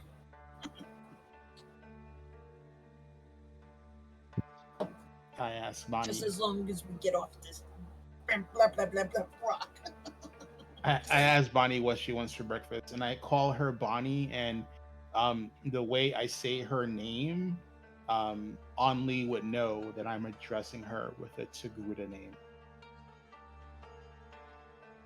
Because Bonnie is it's a Togruta name. It doesn't matter. Only did not grow up in any kind of traditional Togruta way. I don't know your full backstory. I just know it involved violence. Wookiees. Yeah. I mean, you know she grew up with the Wookiee since she was 4. That's been revealed. Yeah. I mean, there could be other Togrutas on, their planet with, Fair. I don't know. Well, her mother. Yeah. Well, if her mother's there, her mother would hear me. That's a Togruta name. I'm presuming she, wants the typical, kid breakfast, scrambled eggs, and sausage patties or something. Some meat byproduct. She's a street urchin from Tatooine. You give her anything and she'll be happy. Calories are calories. I give her something substantial. Good. Yeah. And since I know it's this evening, when I look at the bartender, I go, this evening. He nods to you. He says, I'll gather my things then, and I do have a little something to help you all pay your passage. I'll contribute. I was going to cover your ride, but thank you. He nods. Okay. So does anyone want to do anything else, or are we meeting at the starport now? Is the question. I'm good. Okay. Might go to Starport. Okay. So that same evening, I believe you guys said it was that you were going to meet. You guys meet up at the starport. And when you get there, you see, the usual hubbub of activity and everything, and you probably look around a little bit before you find the right docking bay, but you do eventually, I assume, meet up with Ziva. Ziva, did you, were you, waiting outside for them? Are you waiting, in the actual docking bay? Are you outside the ship, checking, doing, last-minute check? Yeah, she's got, one of the panels, popped open, just doing some last-minute maintenance outside of the ship. Okay. So she'd probably see them coming. Okay, very good. So yeah, you guys do end up seeing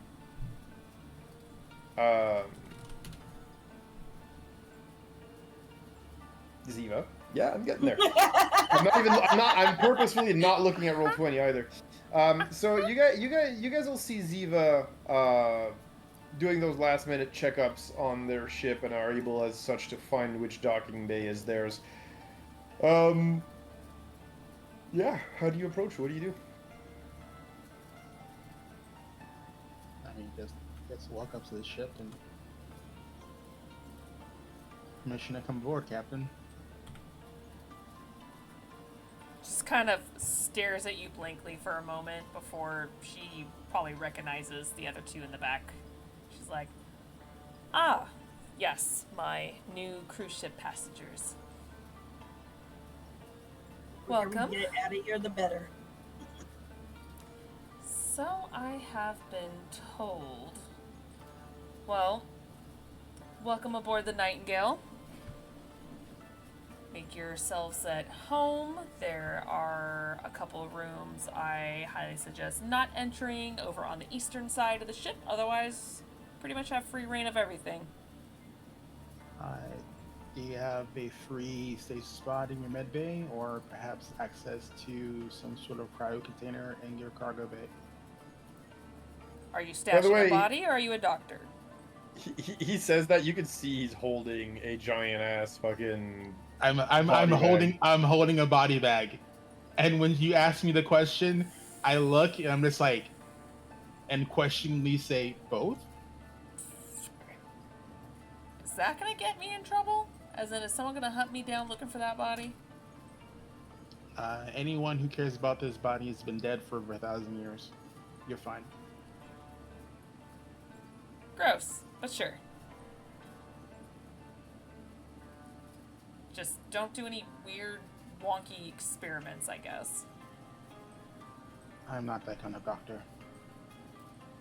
Good. As you guys do see, it's very similar to those who would know. It's kind of similar to an Ebon Hawk. It's a dynamic class freighter. Is the type of ship where it's think a little bit of kind of like the Millennium Falcon, where it's not huge, but it's big enough to house quite a few people, as it does have like a full kitchen, living space area, med bay, cargo hold, pilot deck, like the works. It's just not a tiny ship like in the Mandalorian, and it's not huge. Definitely nice and spacious for just, well, pretty much for 10 more people boarding.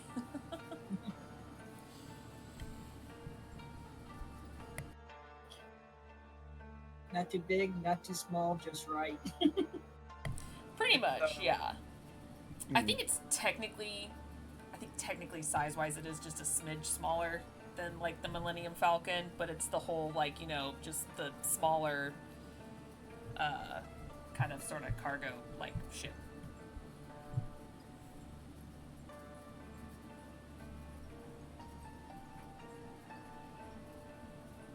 So, Nixie will show up with the Jawas. They're gonna quickly climb aboard. Before Jawas, oddly enough, don't start grabbing and touching everything they see, as they will head up straight for one of the rooms, basically. They'll bunk up in there, and you won't see them for the rest of the trip, really. Okay. Nixie herself, however, will stay with everybody else. And it's only once people aren't as engaged, I guess you could say, that she'll sneak into whatever generator room you have on the ship, and she'll just go hug the generator.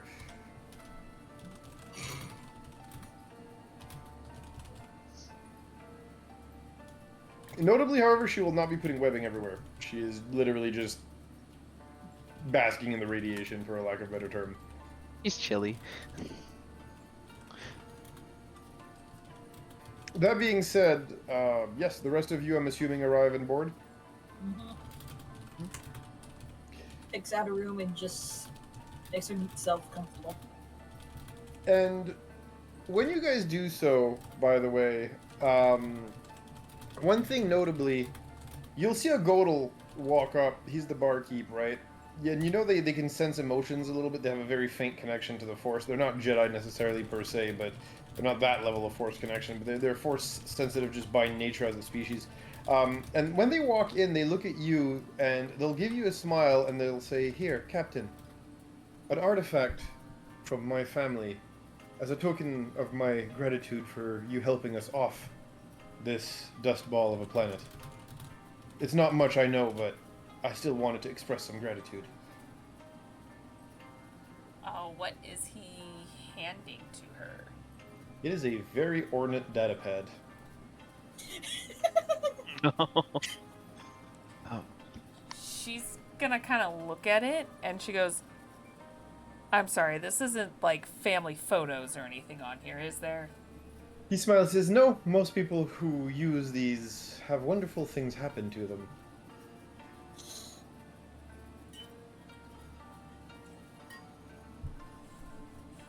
Usually. No, I couldn't. You can keep it.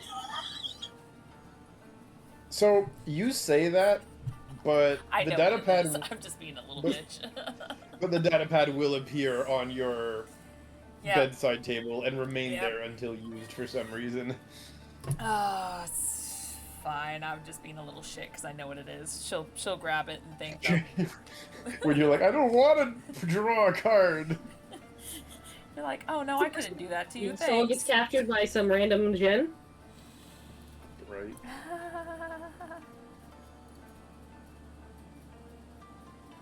Okay.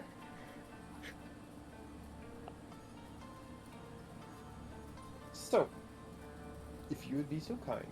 Unfortunately, mine is not a uber mega expanded deck of many things with 47 different, cards in them. But, yeah.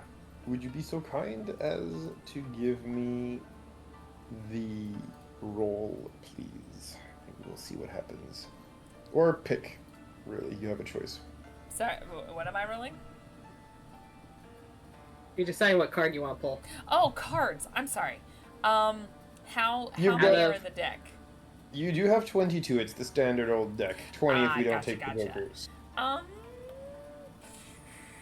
Let's go with 5 from the top.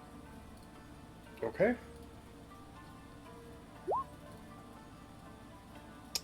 Let's see them.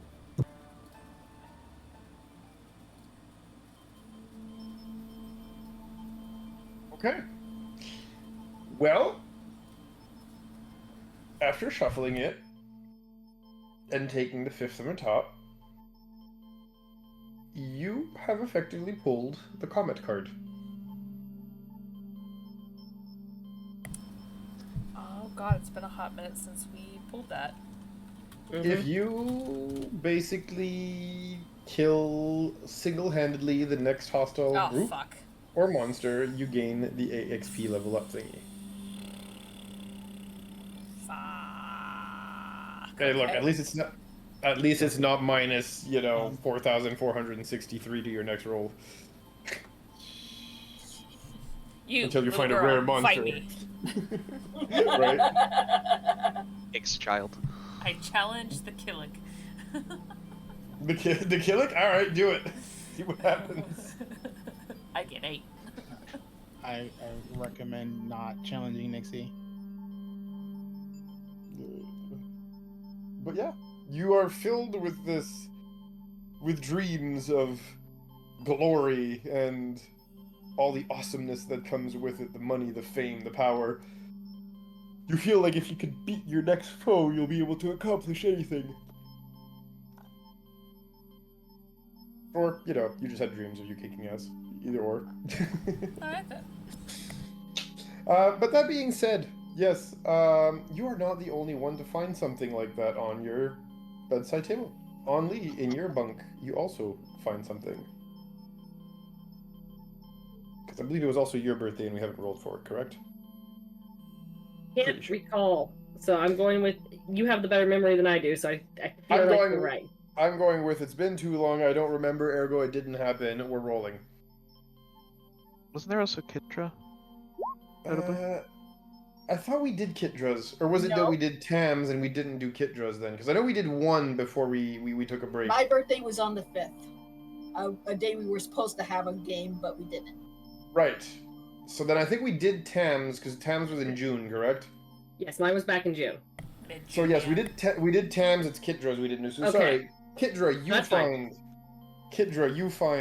find a deck, or should I say a Rakatan data pad on your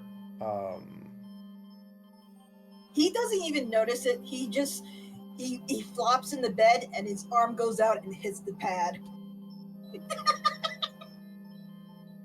Okay.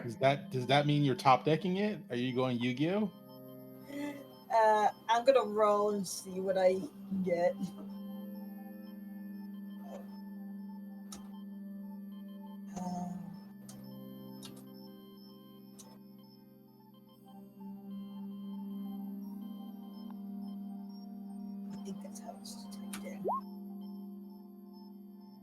card number 14. And from the top. Okay, let's see what that gives us.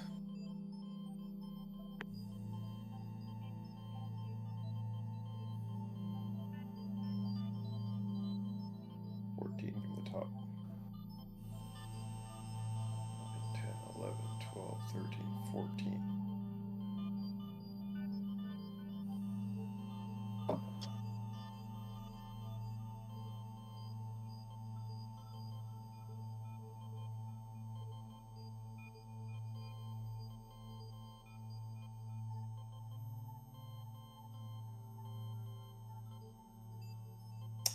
So, here's the deal. I'm going to ask you to reroll because you just rolled the Avatar of Death. You summoned a shade of some Sith Lord into your room right now. And we do have a rule that there's no like screw you, you die cards. So that one and you know the black hole of doom, death, and destruction are out of the deck. So please reroll.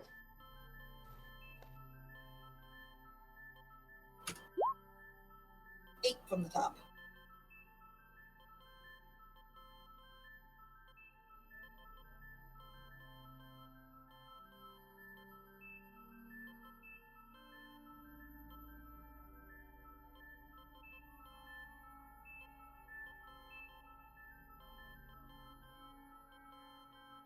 You know, you just keep rolling the crappy ones. Oh no. I'm gonna say one last time because you just rolled the one where all your magic / interesting items disintegrate. Yeah, we're not zapping all your shit again. Give me a different one. Number 20. Okay, let's see how that goes. Maybe change dice. I'm using They're using roll 20. That's the issue. That is the issue. Yeah.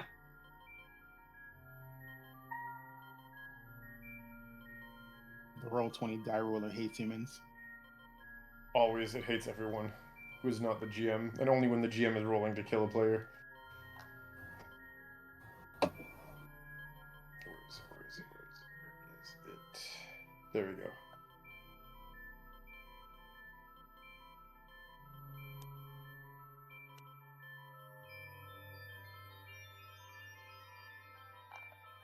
So, Mibble, you drew an interesting one. You drew... Well, actually, here, let me describe what happens to you. You see a small kid in the room with you for a second. Could have. It's not Bonnie. And he looks at you, giggles, waves, and then just vanishes from sight. What the heck? You feel like something weird has just happened. As you have rolled, or drawn, should I say, the balance card. Mm-hmm. Normally this is the one that changes your alignment. In this case it will not change your alignment because I do not like messing with player agency. What it will, however, do is up until now, all the good and the bad actions, as far as me calculating how many dark side and light side points you have accumulated, are flipped. Which may or may not have a bit of an influence on how people perceive you. Mibble just gives a questioning look to no one and just like, okay, this is odd. Yep.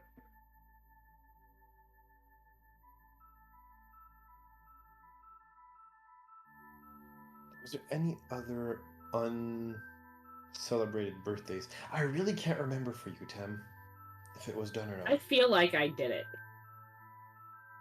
I'm pretty sure you did. I'd be surprised. I'm pretty sure we had games right around then. I'm pretty sure as well. We'll verify, and if it hasn't been done, I'll give you one next game. Okay, sounds good. But yeah. That being said, you have all boarded, I assume, at this point, and picked a room or another to bunk in. Whew, sorry. Ziva. Yes. All your passengers are on board. Okay. Once she confirms everyone's on board, she'll go ahead and pull up the door and start shoving off, and makes a puts on her navigator their way to Tython. Okay. You punch in Tython as a destination on your nav computer. It takes a while because it's close to the galactic core for your nav computer to be able to kind of, plot a course through the black holes and everything that are close to the core of the galaxy. Tython is not an easy to access planet. So it takes a good little chunk of time before you fully math out the route, for a lack of better terminology. However, at this point, you do eventually feel that familiar, like, pulling sensation in your belly buttons as the ship jumps into hyperdrive. The stars stretch, and you are now within that kaleidoscope-like tube of light as you barrel towards Tython. This will give you guys the opportunity to have a long rest. I also wanted to ask all of you, is there anything you wish to do or interact with one another before we get to Tython? Nibble's reading his weapon magazines and such. Okay.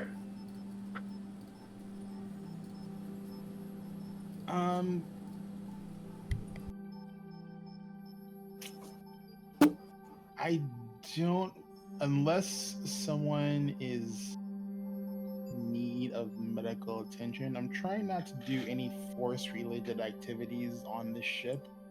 Okay. Unless it's absolutely needed. However, I will spend my time in the med bay. Okay. And I if Bonnie is going to tag along, I'm pretty sure she will. I will just rudimentally tell her what things are and what they do. Okay. Just so she has an idea of, what I do professionally. Okay. Okay, and you do so.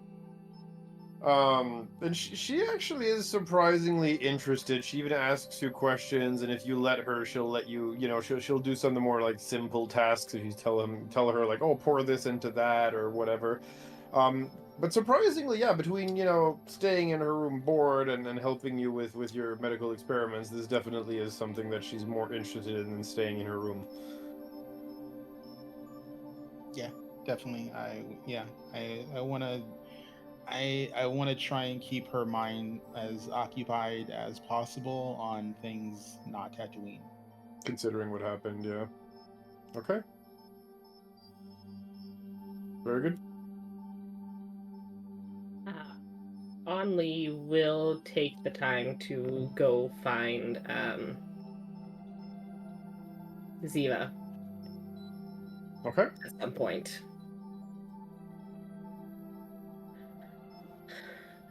And whatever she'll knock on whatever doorway. She's not gonna dive in. It's not her ship, so she'll be a little nicer than she is to the rest of the crew right now.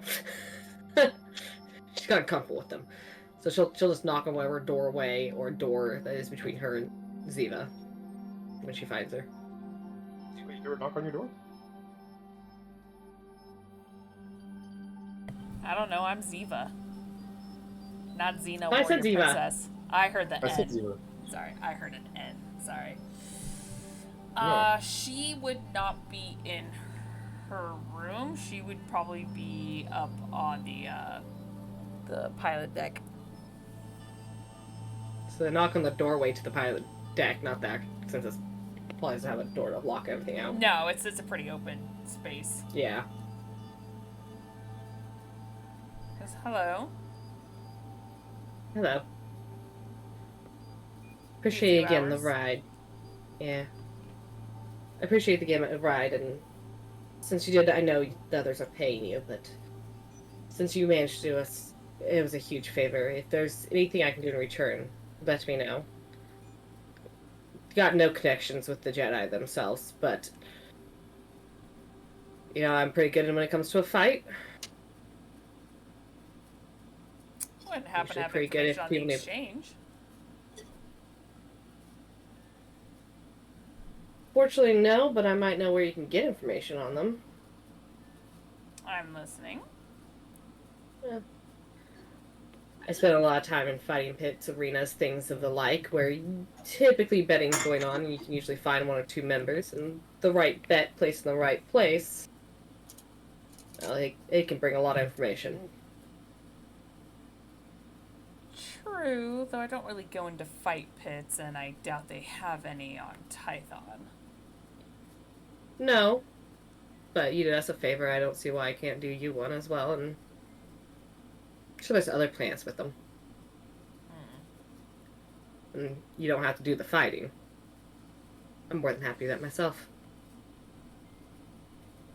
That is an idea. You wouldn't happen to know the locals there, would you? The non-Jedi locals. Unfortunately, I've not spent much time on Tython. A brief stop once. I grew up on Kashyyyk, so that's where I spent my time. Oh. Really now? And when she says that, she says it in Kashyyyk. Or whatever the fuck it's called. Sherwood? Yeah, in Sherwood. Yeah. Yeah. And Yeah, you nobody get can it. pronounce that word, you're fine. Yeah. I And didn't get have it my back. character sheet open either, so I was like, what is it? Right. And Okay. you get back in that same language, very much so. Yeah. So to anybody listening right now, they're basically just like growling in Wookiee at each other. We're Further. gargling rocks over here. We're There's just- one. Speaking Basically. grizzly over here. Grizzly bear. Yep. Huh. Well. Guess it won't be a total loss. There could be some things I could try to find and explore on Tython, now that I think about it. I doubt anyone will know anything, but worth a shot. Well, if you need any backup, any muscle, any service that I can provide, let me know. Are you planning on going with them to the Jedi Temple? Or were you planning on staying outside the whole time? It's a little creepy in there, if you ask me. Maybe I'll bother you to tag along then. Happy to do so, and honestly, if it gets me away from the damn temple, I'm good with that. I feel very judged there. Yeah. Well, we'll see if we can rent a speeder and go to a few of the local villages and get some information. Sounds good. Yeah. Maybe we can put on a little show to entice people to chat a little more, too. I don't think intimidation or brute force is the exact way to go about this. No, but if you entertain them enough, sometimes they loosen up a bit. True. They're very traditional too, so I think if we just find ways to respect the culture, they might be more inclined to open up as well. But we'll play it by ear. Not every village is the same. I'll follow your lead, so. Alright. Well, until then, we do have a few hours, and according to my video feed, it seems like no one's causing too much trouble at the moment, so should be good. No, they shouldn't. I don't know how the Keelix were gonna be, to be honest. Kind of creeped me out. That's fair. We've had this one since she hatched. So she tends to behave differently than they usually do. At least as far as I've seen. Right. Nature versus nurture. Possibly. And what if your friend, has he always been like that, or since she hatched? It started just before. He Oh. wished to converse better with the previous queen, who passed. And thus the new one hatched, so... Not since then. But she's been connected to him her entire life, so his influence can be seen. Interesting. Alright. Well... That's weird. Alright. You know, I very much see how it's odd. Yeah. Yeah. Again, they've always just kind of creeped me out, but... That's fair. If you haven't seen her running around, I'm willing to believe she's pressed up against your reactor right now. I'm sorry, why? Warmth. Oh. Well, at least it's not anything worse. No. She's actually really good for protection. Anyone goes in there that's not supposed to be there, well... Right. Alright, well, like I said, so far so good. So, if you guys have any questions, let me know. Otherwise, I'll probably kick this thing into autopilot soon and get some shut-eye myself for a bit before we arrive at our destination. No. Well, I hope you have a good rest. Just a quick nap. And I'll feel rejuvenated. Goddamn elf bullshit. Oh, it's worse. I only need 3 hours. I power nap. Do you like how I knew exactly where you were going with that? Yeah. Yeah. So, here's the deal. Anything else anybody else wants to do before bed? Or are we good to go with bedtime? GTG. Okay. I think just it's something simple, but I think Of course. Siva will probably just review the data pad that she got from Boadu, just to kind of reread and kind of memorize and analyze and all that good stuff on the information. She just wants to kind of ingrain it into her memory as much as possible. That's about it. So, you guys... And yes, that will give you advantage, by the way, in the future when navigating that place. So remind me if I forget, but you will have advantage for orientation rolls and stuff, and then certain awareness rolls when you're in the dungeon. Or should I say in the warehouse in this case. At this point, you are all asleep. And all of a sudden, the ship is dragged out of hyperspace. You hear alarms ringing. Immediately get up and take a look to see what's going on. So, you're actually not far from Tython. But, when you do, you realize you've been pulled out of hyperspace early. And there's a reason for that. There's a whole space battle going on above Tython right now. And it seems to be between a Sith fleet and a Republic fleet. And you can guess that, like most battles between two big armies, interdictor fields have been thrown up to prevent ships from getting in too quickly as reinforcements, and also to prevent enemies from fleeing. Unless, again, they get far enough from whatever is generating said interdictor field. She'll definitely put on the comms real quick as she's trying to, like, navigate her way through all this. And she's like, is there something y'all want to tell me? What the heck? I'm not lost to know anything around here. Looks over at Orna.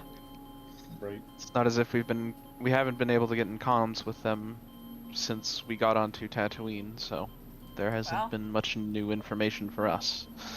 I can probably take a guess why. As can I. As can we.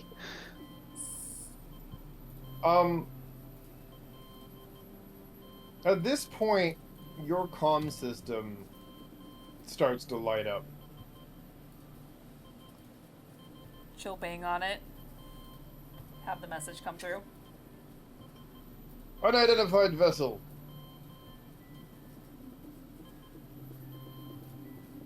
This is... Fuck, I didn't think of the captain's name real quick. One sec, let me come up with name real quick. You know what? You'll get the name later. This is the captain of the Republic ship. Then I have to come up with a ship name too. Jesus! God damn. This is the captain of the Arbiter of Family Values.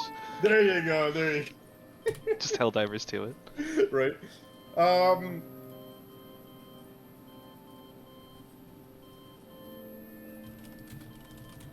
But yes, this is the...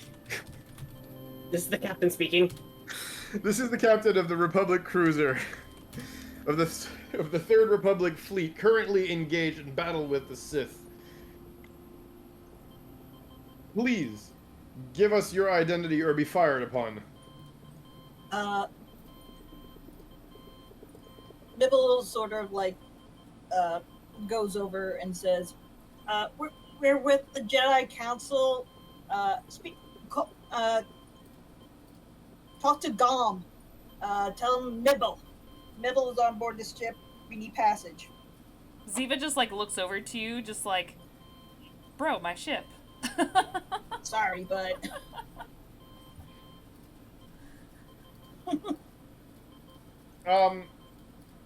They're like, please hold. Oh, no, it's fine. I'm just going to navigate through all the fire and make sure we'll be alive by the time you get back to us. They don't answer when you talk shit like that. Oh, it takes them a little while. Yeah, she wasn't expecting it. Right.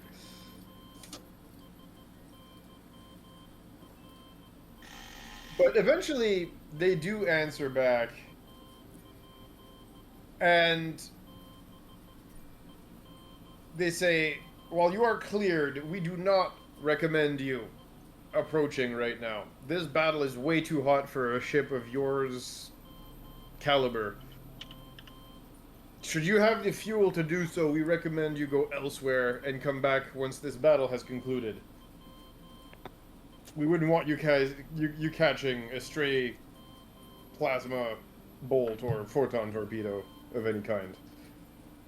And as he says that, you hear a detonation and you see the hollow leg wiggle, and he's like, "Damn it! Status report."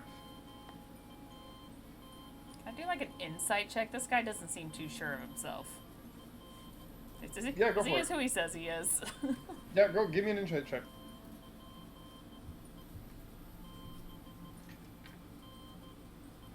Oh, fuck, this is not an insightful character. Oh! Well, I feel like this is a waste of a nat 20. Nat 20 for 21. So, you realize it's not so much that he is not sure of himself, it's that he's in the middle of literally war right now. His ship's being fired on. He is trying to coordinate the actions of an entire fleet.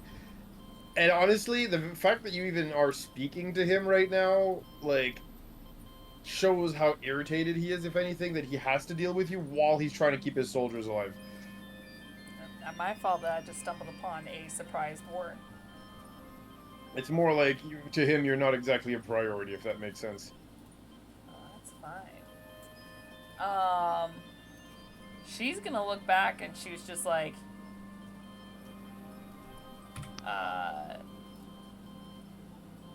well, if this asshole's not letting us land, we need to get out of here. You can always return another time. What's what's the closest safe Republic planet we can land this close to the core? She looks at some coordinates. Probably out of the question. She looks through her coordinates and she was like, well, we have a couple of options. We have Coruscant and Alderaan that are pretty damn close. Can we get to Coruscant safely? We can certainly try, unless there's another surprise battle that's gonna have us pop out of. I honestly don't know. I'm just a medic.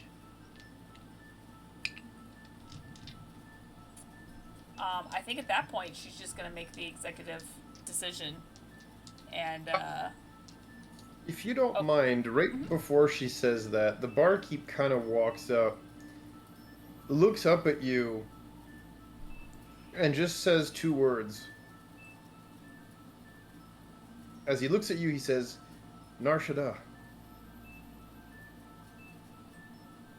If you want to hide or get lost, the Smuggler's Moon is probably the best place to go. she's gonna raise her eyebrow. She's like, really, you want to take a bunch of Kilix, a child, and a bunch of Jedi to that place? Not a Jedi. He definitely shrugs and goes, I mean, they survived Tatooine, did they not? I'm sorry, who are you? He smiles, he says, just a humble barkeep with too much of an opinion, clearly. As he Yeah, kind of bows and backs up. I don't believe that shit for a second. I want to figure out who the fuck this guy is. If you've eaten or if you've been at the cantina more than one time, you would know that he was the barkeep at the cantina. Oh yes, she No, means that she thinks he has another identity beyond just being No. a barkeep. Oh, okay. I'm So, sorry. yeah. I misunderstood. Nope, you're Oh, good. yes, I'm just a humble barkeep. Yeah, sure you are, asshole. Who are you? Right. Yeah, I want to check him out. This guy's Okay. being creepy and all up in her ear. She don't like that. Okay.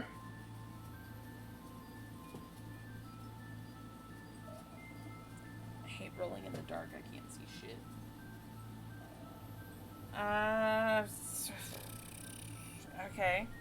17.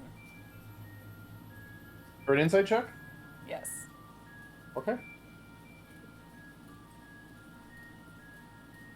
So, you can't quite put your finger on it, and you're not sure if it's because, you know, as a Godel, he's able to sense emotions, and he's just predisposed to being a bit more serene than your average person, if he's some weird Jedi in hiding, or something else, but for a barkeep, he's definitely a little too composed in the middle of a war right now. But as to what or who he is, there's no indicator. Looking at him externally, he looks exactly like a barkeep would. Yeah, she has people instinct. She don't trust this guy. Mm-hmm. She's still gonna make the executive decision and go to Coruscant. Okay. Just to, if nothing else, just to regroup and figure out what to do next. Okay.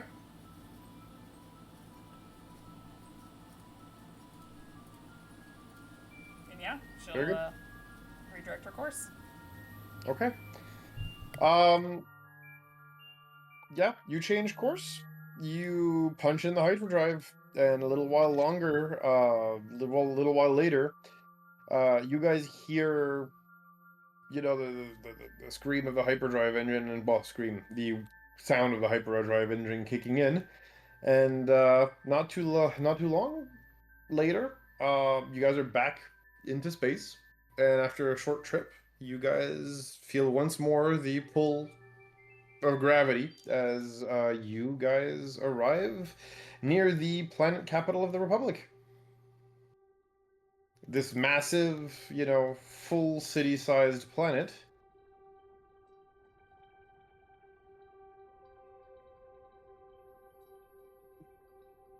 That has, ships flying around it and in and out of its orbit at all times. It's literally the planet city that never sleeps.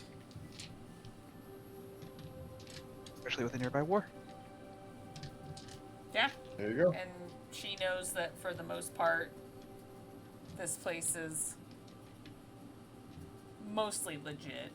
Of course, it's got its seedy parts like any planet does, but she knows that it's like, all right, well, this is one of the better planets to at least land on for the time being. And we'll find one of the landing docks. And when she makes port, she's just gonna look back to the rest of the group and be like, well, that's not what I expected. You're us. Just to all of us. When we landed the bay, does Coruscant have Jedi facilities? I'm only asking because I'm not a lore guy for Star Wars like you guys are. On Coruscant? Yeah. Yeah. Oh yeah. Think of this as like New York. Basically. Okay, I mean I figured from the description, but I mean I not every civilized planet has Jedi facility on them. Actually, you know what? Best way to describe it for you, if you want to have a mental image of what it feels like to be in Coruscant. You've seen Fifth Element? Yeah. Remember the planet that he actually lives on Earth? Oh Like, yeah. literally buildings that go all the way down to the ground, and if you go in the lower levels, there's no more light, and it's slime everywhere, and blah blah blah. Coruscant is literally like that. Buildings so tall that people who live in the lower levels don't see the light anymore. And the higher you go, the richer it is, obviously. And it's the entire planet is basically one giant city that's very much like the city from Fifth Element. Okay, cool. Because that gives you a bit of a mental image. Would I know, or at least know, how to get to the Jedi facility on Coruscant? The Jedi Temple is a very well-known structure. It is massive beyond all recognition, and it's actually so big. I think you can see it from orbit if you know where to look. Like it's a giant-ass pyramid in the middle of the city. Yes, it's fairly easy to spot. I think it's right next to the government building in the Capitol. I think it's right next door to it. Yeah. Yep. Roughly how far would that be from where we are? Like, do we have to get a taxi, or is it something we can walk to? Like, what's the deal? No, you would not get there on foot. You'd have to probably hire some form of a cab or transport or something to get there. There is public transit, though. That is a thing. I look to Orta and I go, we need to get our stuff and get to the Jedi Temple and find out what is going on Tython. Agreed. I'd rather not stay in the dark. We'd rather not stay in the dark any longer either. Thank you, Ziva. Appreciate the ride. I give my Godel friend the Hercules handshake. I promise to get you off of Tatooine. If you need me, you know how to get a hold of me. He nods, and he'll shake your hand, and he'll say, "Thank you, Jedi friend." Not a Jedi. He laughs. Well, I'm sorry it didn't work out for you guys. That's fine. We appreciate the ride. I give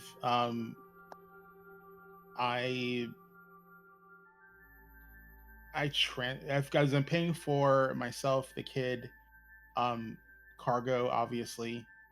I look to Ziva and I go, is 1,000 credits enough for the ride here? I mean, granted, not exactly where we wanted to get off, but It's fine. Your friend already paid. oh, okay. Was it on Lee? I think she called him Orta.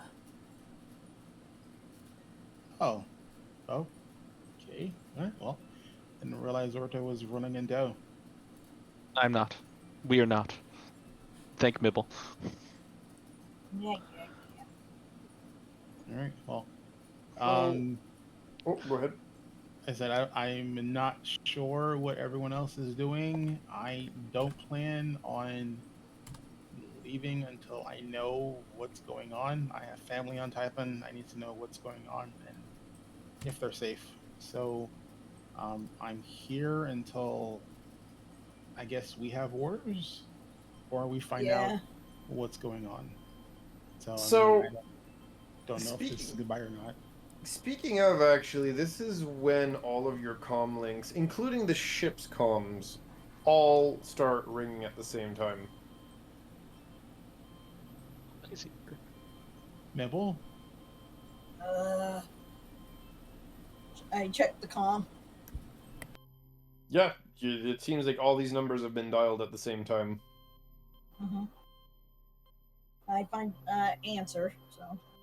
Oh, you answer the comm, okay.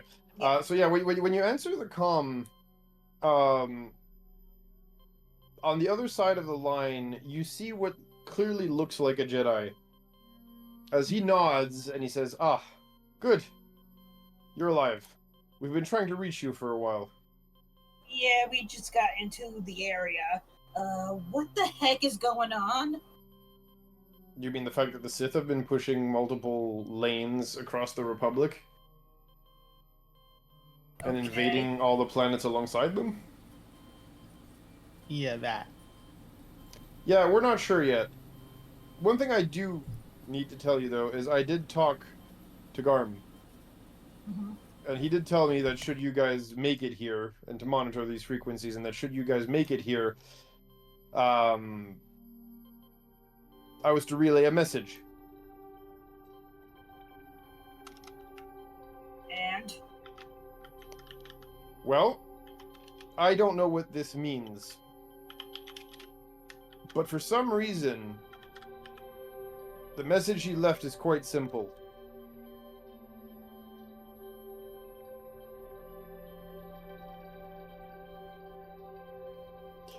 And he kind of like looks down at a data pad that he's holding in his hands, and he said, "Tell them to go back to Nar Shaddaa and to take their pilot with them." Ziva immediately looks at the bartender and will point her blaster at him. He just he smiles and shrugs. You guys brought an undercover Jedi agent aboard my ship. Hey, we didn't know this. He shakes his head and he says, "I'm no Jedi." To be fair, we brought an actual Jedi on your ship right over there, and she points at Orta. Right.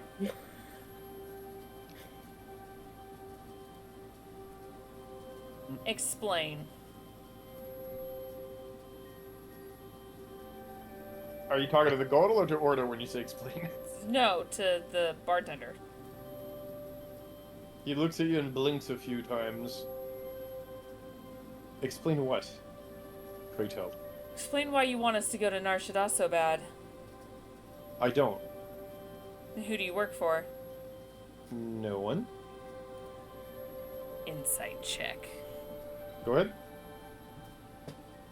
I'd also like to join in this insight check, if I may. Do it. Yes, please. Orta's not exactly sure what's going on here either. Mm-hmm. My dice are on fire. 18. Okay. Orta? 21. Only sees violence and likes violence. She got 4. Legit. Yeah. Violence. Okay. Violence is happening. Okay. So, here's the funny thing. As far as you guys can tell, he seems to be saying the truth. And he looks actually genuinely confused and surprised by your open display of aggression.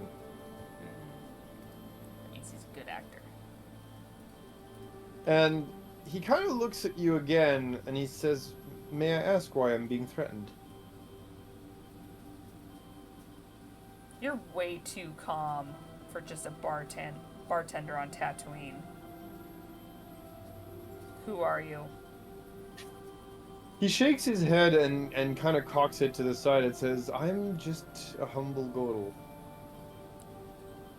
The reason I appear calm to you is because our culture is taught to control our emotions at a very young age. I assure you, I'm actually quite nervous and shaken by having a weapon pointed at my face."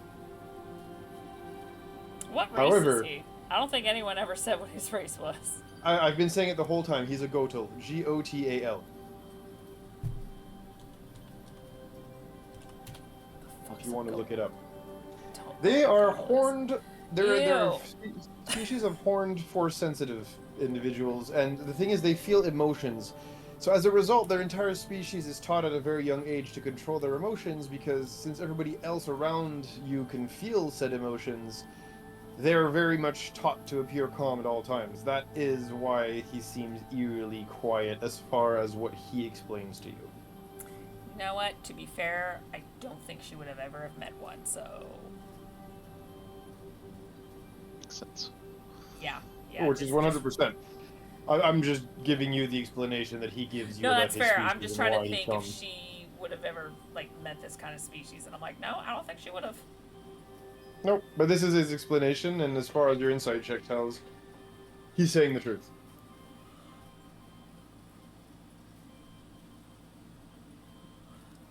I see.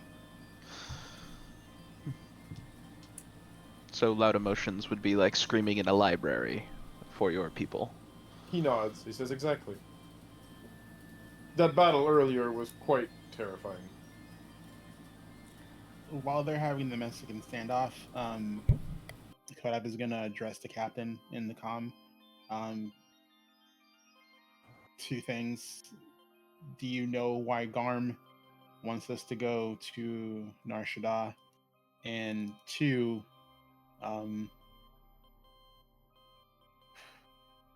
you tell me if you know? I don't remember if I'm trying to find my backstory, but I don't know if I named my aunt. But I'm gonna basically just address, say my aunt's name and say, do you know if so and so is still alive? Because I'm pretty sure she would be actively participating in this combat. You ask that question, and when you do, they say that unfortunately they have no way of knowing. Comms with Tython are still spotty at best. They're actually surprised that any message got through at all, considering, there's active combat in space around the planet. However, as far as, what Garm would have mentioned, he says that the only other piece of information Garm has given them is that the person you're looking for is probably hiding on Nar Shaddaa itself. And who is it actually we're looking for? Or so, the ancient texts that he's been pouring through seem to indicate. It's just a funny coincidence that both you and this bartender suggested the same planet. They shrug when you say that, and they say the will of the Force is sometimes hard to comprehend for many of us. AKA it was the DM trying to shove us in a direction. No, not at all, actually. You guys can stay on Coruscant if you want. I'm just pointing you towards where the quote-unquote main quest goes next, but if you guys want to explore Coruscant first, I have a whole Coruscant arc planned. It's entirely... No, I meant that was the explanation for the Godal's answer. Oh, I see what you mean.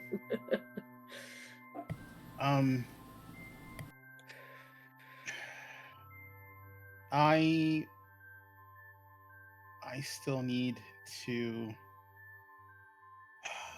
I still need to drop Bonnie off. I was hoping it'd be Tython, since I know the caretakers at the temple in Tython know the caretaker. He's gonna bend down and he's gonna look at her in the eyes, and he's like, I need to leave you with some people on this planet. They will take care of you until I come back. There are some bad people doing some bad things on my home planet, and I can't take you with me to fend them off because it's too dangerous for you. I need you to stay here and be a good girl. I'll drop you off, and when I come back, I'll introduce you to my family. When you say that, she kind of like, grabs you by the a piece of cloth, and she goes, I please don't leave me alone. I'm not Please, taking please, please let me. a kid to fucking Nar Shaddaa. That's so Please, stupid. please let me stay on the ship.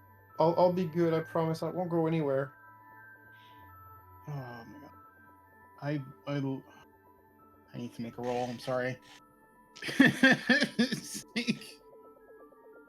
I need to roll. Oh. I hate that fucking HUD so much. Oh, it's fucking. Okay. Okay. Let's see. Hope I can actually see because it's so damn dark in here.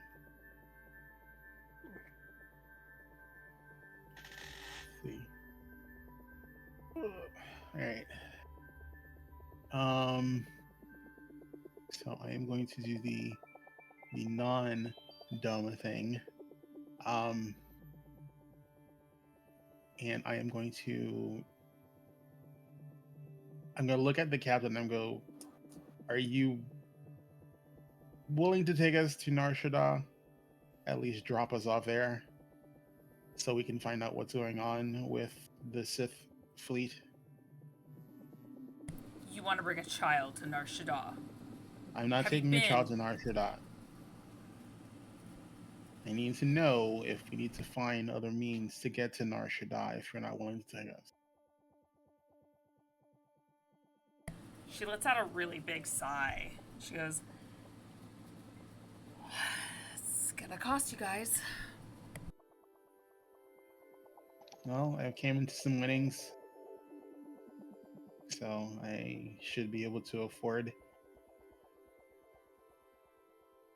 passage for myself and at least Orta. Mibble, I don't know if hitch a ride on this. Same goes to you, Only. This is not your fight.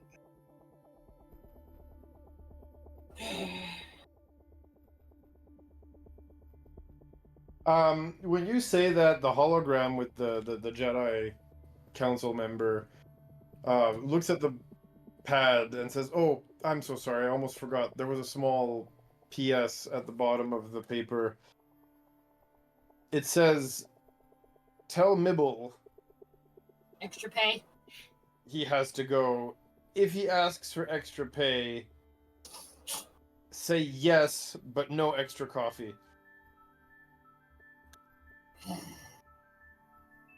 Yeah. All right. Looks like I'm stuck going. He looks at Only. It's like, your decision. Again, not your fight. This also ain't my plan. I'm not staying here. I mean, you can, Kashyyyk is not that far away. You don't have to go to Nar Shaddaa with us. I left Sheik for a reason. Okay, well, if you're willing to tag along, and he looks at, Ziva, and you're willing to give us a ride, I guess we break for a little bit, get ourselves in order, and then head out to Nar Shaddaa and do something probably incredibly stupid.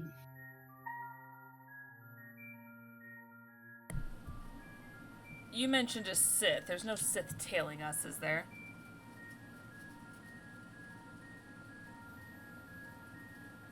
I don't know. There's a Sith armada in the immediate area. I mean, after one of you personally. I mean, Not that I'm aware of. at this moment, I don't know. But you have Sith business on Nar Shaddaa. We Well, have business Jedi. with Sith. We have Jedi business on Nar Shaddaa. Unfortunately, there are some Sith factions that are trying to prevent us from completing said Jedi.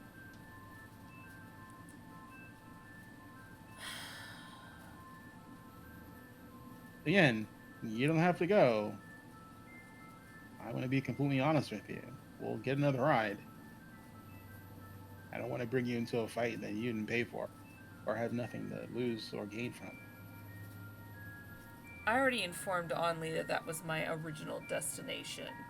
I'm just finding it really weird and uncomfortable that when I originally said I was going there, brought you here, had 2 people tell us to go to Nar Shaddaa, and then all of a sudden the Force wills us to go to Nar Shaddaa. Makes me uncomfortable. Look, Will I turn down the offer? No.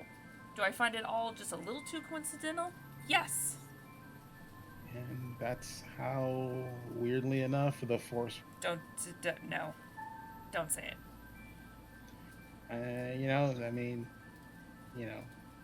I'm just telling you from a non-Jedi perspective.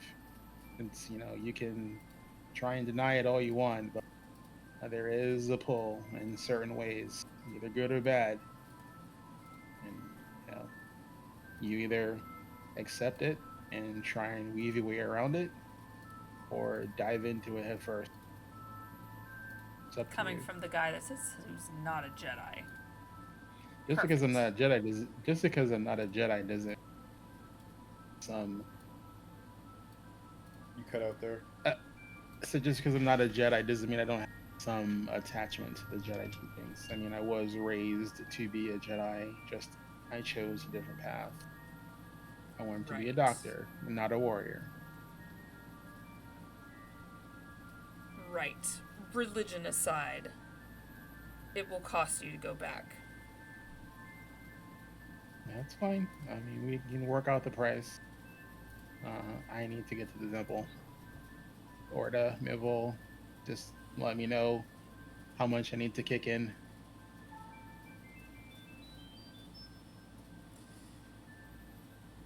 Look, if you're gonna kill some time here, then she looks at Onley.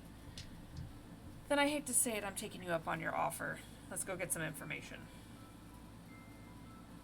Okay. So while he goes to the Jedi Temple, I'm assuming with both you and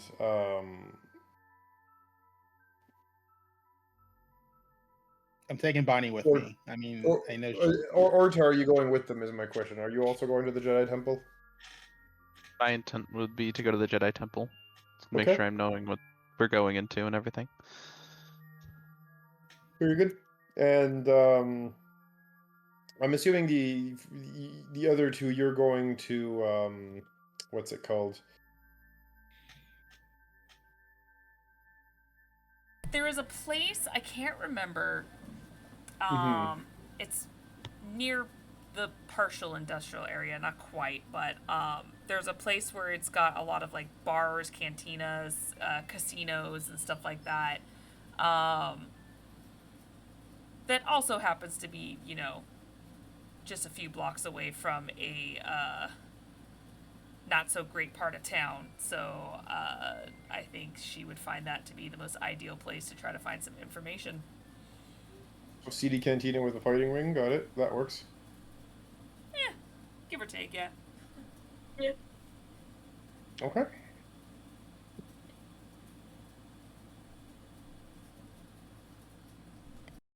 Very good. So yeah, we'll go from there. As let me roll a dice, see who goes first. Mm. All right, group 2. So that is going to be you two. Mibble, are you going with who? Are you going with, by the way? Before I forget. I guess I'm going with Orta because I've been traveling with him for the most part. Yep. Good. Perfect. So in this case, yeah, we're gonna have, like I said, group 1 be Orta, Kodav, and Mibble, as you guys will be headed to the Jedi Temple. Group 2, Lee and Ziva, as you guys are going to the cantina slash, well, local cantina slash fighting ring slash seedy underbelly hangout spot. And I think, if anything, this is where we're going to pause it, as much as I would love to keep going, because it is 11:07.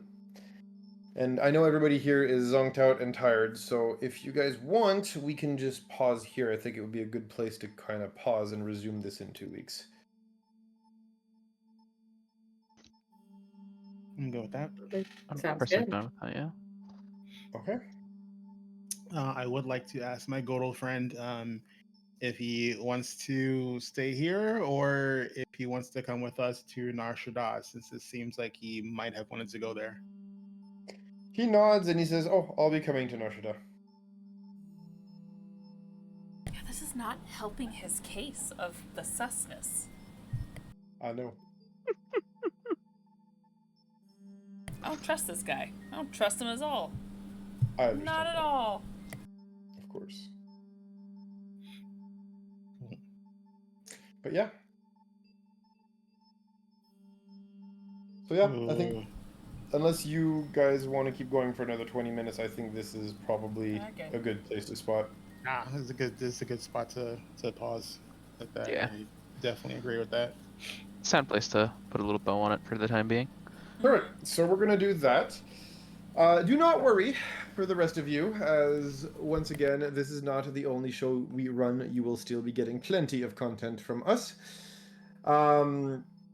As we do run multiple shows, on Mondays you have Destiny Forge, which has resumed as of this week, run by Rojin.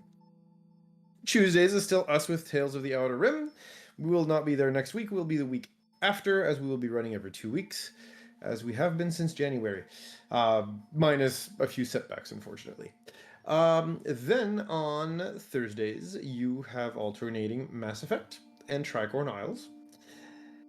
Following that, on Saturdays, you've got 2 alternating shows as well. The first one being the alternation between the Bridgerton-inspired show Downfall of Propriety, and the other one, which is Withered Wastes. And then in the evening, we have another alternating show, which is our V6, which is Vigilance 6, our superhero show. And then Saturday evenings on opposite weeks, you have our other show, which is our Daggerheart campaign, City of Redemption. And so, yeah, there's almost something every night for you guys. I hope you enjoyed, and I do look forward to 2 weeks from now, where we will be picking up with what our 2 groups are doing on Coruscant. Voilà.